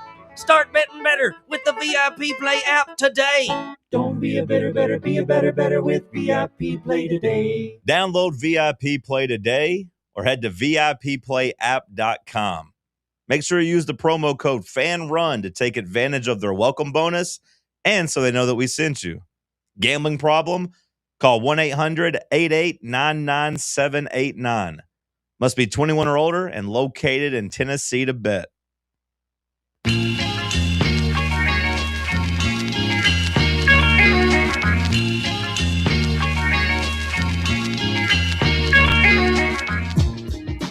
Fan Run Radio, The Drive, wrapping up on a Friday afternoon edition of the show. Feels like a Monday. It's not. Going right back into the weekend after this. Voluntary reaction after basketball tomorrow. All the talk about Indiana, all the talk about Tennessee. And my question to Blake there is, can anybody replicate what Indiana is doing in terms of just playing clean and like that? And, he said they can. I don't know, man. We are such a long ways away from doing that. And we talked a lot about this season about Heupel's got to find a way to tighten up his act and embrace the first maxim. The team that makes the fewest mistakes will win. And I don't know that I have a ton of confidence that he will do that. I have no doubt that he's going to improve the roster, that we're going to bring in a nice transfer portal haul. I like what he's doing in recruiting. I think the offense generally is fine. It's obviously different what we do than what Indiana does. But overall, game management, defense, tackling, fundamentals, is he going to fix it? I don't know, man. That's what I was saying earlier. It's like, think about where we've come since 2022. And I don't think it's been progression by and large. I mean, I know we made the playoffs last year. That was largely in part to a defense that was really, really good. The offense was kind of milquetoast. This year, the offense is better. Defense is rough. I mean, it's just, we can't seem to get a complete package together like we saw yesterday with a team like Indiana. I mean, we very rarely even get a complete game, if we're being honest. No. The sloppy, the penalties, just the general sloppiness of the program and softness. They've got to get that fixed. Now, we talk about softness and the strength coach. I did see where there aren't a ton of names out there for Tennessee's next strength coach. Tommy Moffitt is one that everybody throws out here because he was here under Stuckey back in the Wayback Machine. He's at A&M now. Doesn't feel to me like that's very realistic. And then people throw out Corey Miller because he played here. He's at UCLA now. And then the guy, the Indiana strength coach, is another name. And I can't remember exactly what the tie was there, but he does have a Heupel tie somewhere. And that would be one way if you could hire him away. I'm sure, Indiana's got money and Cignetti probably doesn't want to lose him. They could probably make him a good offer as well. But that would be one way of maybe tapping into their culture and their discipline. That's a big hire. Yes. And I think that whatever happens with Heupel, whether he's still the coach here in 3 or 4 years or we've moved on, I think we'll look to what's happened the past couple of weeks, this offseason, as a major reason why. And if he's gone, it'll be because, hey, man, he hired Jim Knowles and he fired a strength coach and it just bottomed out on him. Or if he's still here, it'll be he got out of his comfort zone, did something he's never done before, fired a couple of people, and made some quality hires in the replacements. Retooled the staff and got the ship righted. So certainly hope it's the latter. Yeah. The Indiana strength coach, Derek Owings, he was the strength coach for Heupel at UCF. Interesting. That might be my first call. It would. All I know is they look big, fast, strong, and tough. I mean, it's a coach that spends the most time with the team, including the head coach. The other thing that I would throw out there, I don't know if we spend a lot of time, medium amount of time, or no time on this, and just dismiss it out of hand, but what do you think the future is for Ty Simpson at Alabama? How many years does he have left? Isn't he a senior? No, or is he a junior? He can go to the draft. He was there for a couple years before he played. He can come. They were. He's waited his turn patiently. He can come back because Herbstreit and Fowler were talking. They said that they think he needs another year. Really? But they're projected as the second quarterback. He's not. He shouldn't be. I'm just telling you. It's kind of like the NBA thing. If you're the second quarterback projected to come off the board, I mean, it's probably first round. He's projected by who? It looks like a weak quarterback draft. I mean, Dante Moore and Ty Simpson. Mendoza. Mendoza's one, then Dante Moore. Mendoza's good, but I mean, I may be completely wrong. But well, let's say we get into the, because we're at the early stages. Let's say we get into it and he's not projected to be a first-round pick. He's at best a second, maybe a third or fourth-round pick. You see where I'm going with this. Yeah. He and Heupel had, obviously he was going to come here under Pruitt, whatever happened there. And there was, I believe, even some chatter about there was some interplay between Tennessee and Ty Simpson, his family, back in the spring. Ooh. why would he want to leave Alabama? Give him a call. I don't know. I mean, he got benched yesterday. He got hurt yesterday. He got hurt. Other guy didn't look any worse than he did. I don't know what Alabama's quarterback. They had no is chance when him, Simpson got knocked out of the game. Who would they play if they didn't? I guess they go get someone. I don't know if they have. They would else not on have the removed roster. him from the game if he wasn't hurt. You really think that? I mean, it was like what, 34-3? It was bad. By the way, in that Alabama game, that field goal that Kalen DeBoer kicked might have been the saddest field goal I've ever seen. Like, that was pitiful. He was down 24 at the time, had 4th and goal, and kicked the field goal. Was it as sad as Derek Dooley, or was it Butch? I can't remember. One of those guys kicked a field goal against Alabama at the end. It was like 52-0 in our stadium, and we kicked a field goal just to avoid the shutout. That's pretty sad. That was pathetic. That's what that was. That's pathetic. Pathetic. Just sad field goals, man. They're just sad field goals are the worst. They're the worst. I loved watching it for Alabama, but when it happens to you, you're just like, what are we doing? Just waving the white flag. I don't know. Is all those weird streaks like that? Admittedly, it's a less than 10% chance Ty Simpson is the quarterback here next year. Would we want that? We would want that, right? We would welcome that, right? Yeah, he's really good. Like they're off. I mean, he played an offense that couldn't run the ball all year. It's going to be tough on him. We get him here where we do run the ball. He probably looks a lot better. Come back home. Come back to Tennessee. Play in our quarterback-friendly system. Set some records. Go to the NFL. Make $1 million. Pretty simple. By the way, you'll make $1 million here too. A couple million. Get a hold of his old buddy Jace Brown. I'll say, give him a call. Yeah. It does make you wonder. You talk about, like, there was a lot of chatter yesterday about, Texas Tech is a fraud. Alabama, probably a fraud. Alabama may have been a fraud. I'd rewind it another week back and say Oklahoma being in the playoffs. I know their defense was great, but their offense was horrible. I just think, I don't know, man. I think the SEC's got a lot to work on right now. I mean, it's still a good conference, obviously, but this whole thing that it's elite, it's like what you've been saying today, Russ. I think those days are over. You're right up at the top of the conversation, but it's not like the SEC and everyone else anymore. And I guess the portal's got a lot to do with that too. The best social media post I saw all weekend was from Nugget Chef. Oh, him. At J Hey Kid on X yesterday. And this is so true. He says, college football is just the process of saying every team is a fraud when they lose until you get to the champion, who is inevitably also a fraud because every other team has already been exposed as a fraud. So who did they really beat? Fact. I mean, it's pretty accurate. Pretty good rendition of it. Oh, man. It's just gotten to the point where the SEC can't talk about how competitive the league is and use that as an excuse that it's the best conference. Right. Like you have to look past that now with the Big Ten. Somebody in the text box says, have you fellas seen the parachute jump at the Armed Forces Bowl today? I just saw that. I'm going to go watch this now. I haven't watched it. So they had like two parachutists come into the game at the Armed Forces Bowl. It's being played at TCU Stadium. The first guy lands just fine on the field. The second guy, his parachute gets caught up in the wire that holds the field goal net. And like it was almost like he ends up falling like 30 feet. Oh. Yeah. Whoa.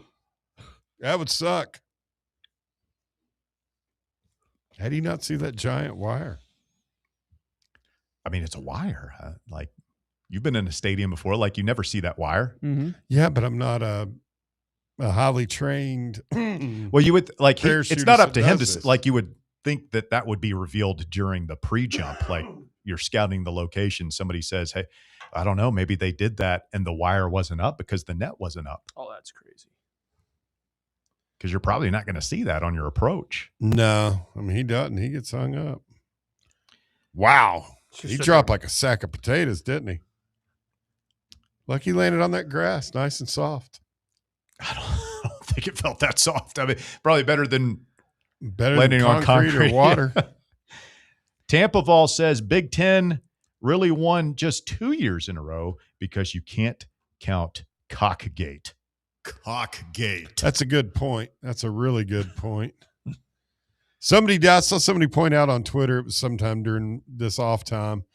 If you go back and look at Michigan's co-offensive coordinators for the national championship year, so one was Sharon Moore. We all know what he was into. And the other one was the perv that had broken into any female associated with the athletic department's personal computers and phones looking for naked pictures.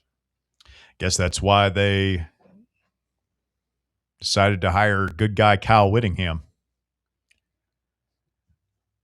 This is when you know you've made it. Now I'm seeing on social media that Kurt Cignetti's getting there's like leadership coaches and, executive coaches that are now taking his sound bites. This is one of the things he talked about when he received his Coach of the Year award from the AFCA. He said, "We're not affected by success. We're not affected by failure. We move on to the next play, never satisfied. You play to a standard, not the circumstances of the game. First, he's a miserable human being. First, You know what he is. You form your habits, then your habits form you." You know who Sue? Yes. Right? Sue, my wife, was saying, you know what that look that he had in his eye reminded her of yesterday was Pat Summitt. Oh, I was going to say everything you just said, all those quotes. Yeah. If you told me Butch Jones said that, I wouldn't Totally have a believe problem it. believing it. Yeah. Yeah, I know. That's what I'm saying. Butch Jones is ass. But some guys actually deliver. I on guess it. so. Yeah. It's not so annoying when I the don't know. guy's got He a just- 13-0 record. He reminds me of Saban. He looks like he's probably a pretty miserable person to be around. And yeah. Well, he also seems like he's, shall we say, got a touch of the tism, most of the good ones do. which is a good thing to have. Yeah. Find me a coach who's really into trains. Like that's what you want. You don't want a coach like Butch was into watches. Dooley was into like World War II. He was a history buff or something. Bring me a coach who like all the colors have got to be aligned. Bring me that guy. Bob, you said that if that Cignetti's about to get like $1 million pay raise because he won that game. Yeah. That would mean he's about to get paid more than Ryan Day at Ohio Exactly. State. Well, that's what they were saying here. He currently makes $11.6 million per year.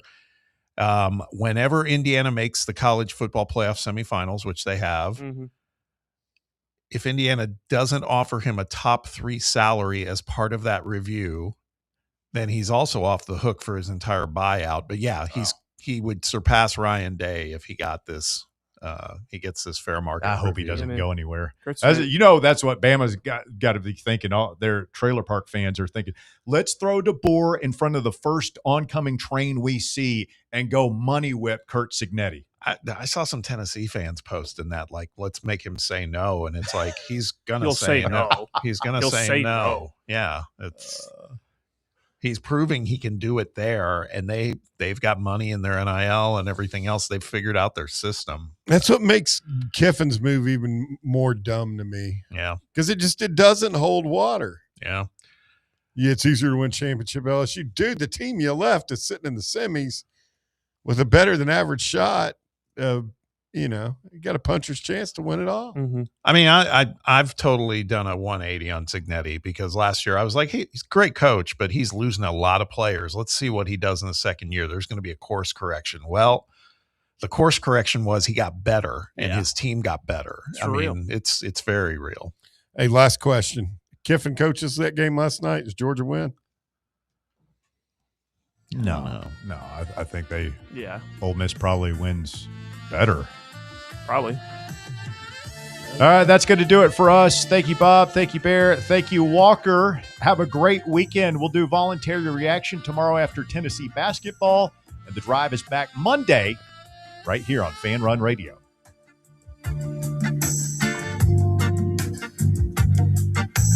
The Drive. Everyone loves a Smoky Mountain Christmas, and there's no better place to celebrate with friends and family than Smoky Mountain Brewery.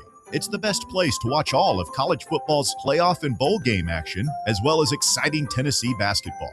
While you're there, be sure to pick up everyone's favorite stocking stuffer, a copper card, and you'll be the hero of the holidays. Smoky Mountain Brewery, with locations in Turkey Creek, Maryville, Pigeon Forge, and Gatlinburg. Great food, great fun, great people. Smoky Mountain Brewery. This is an important medical message from Men's Pro Knoxville. If you're a man over 30 or you love one and you've noticed changes that come with aging,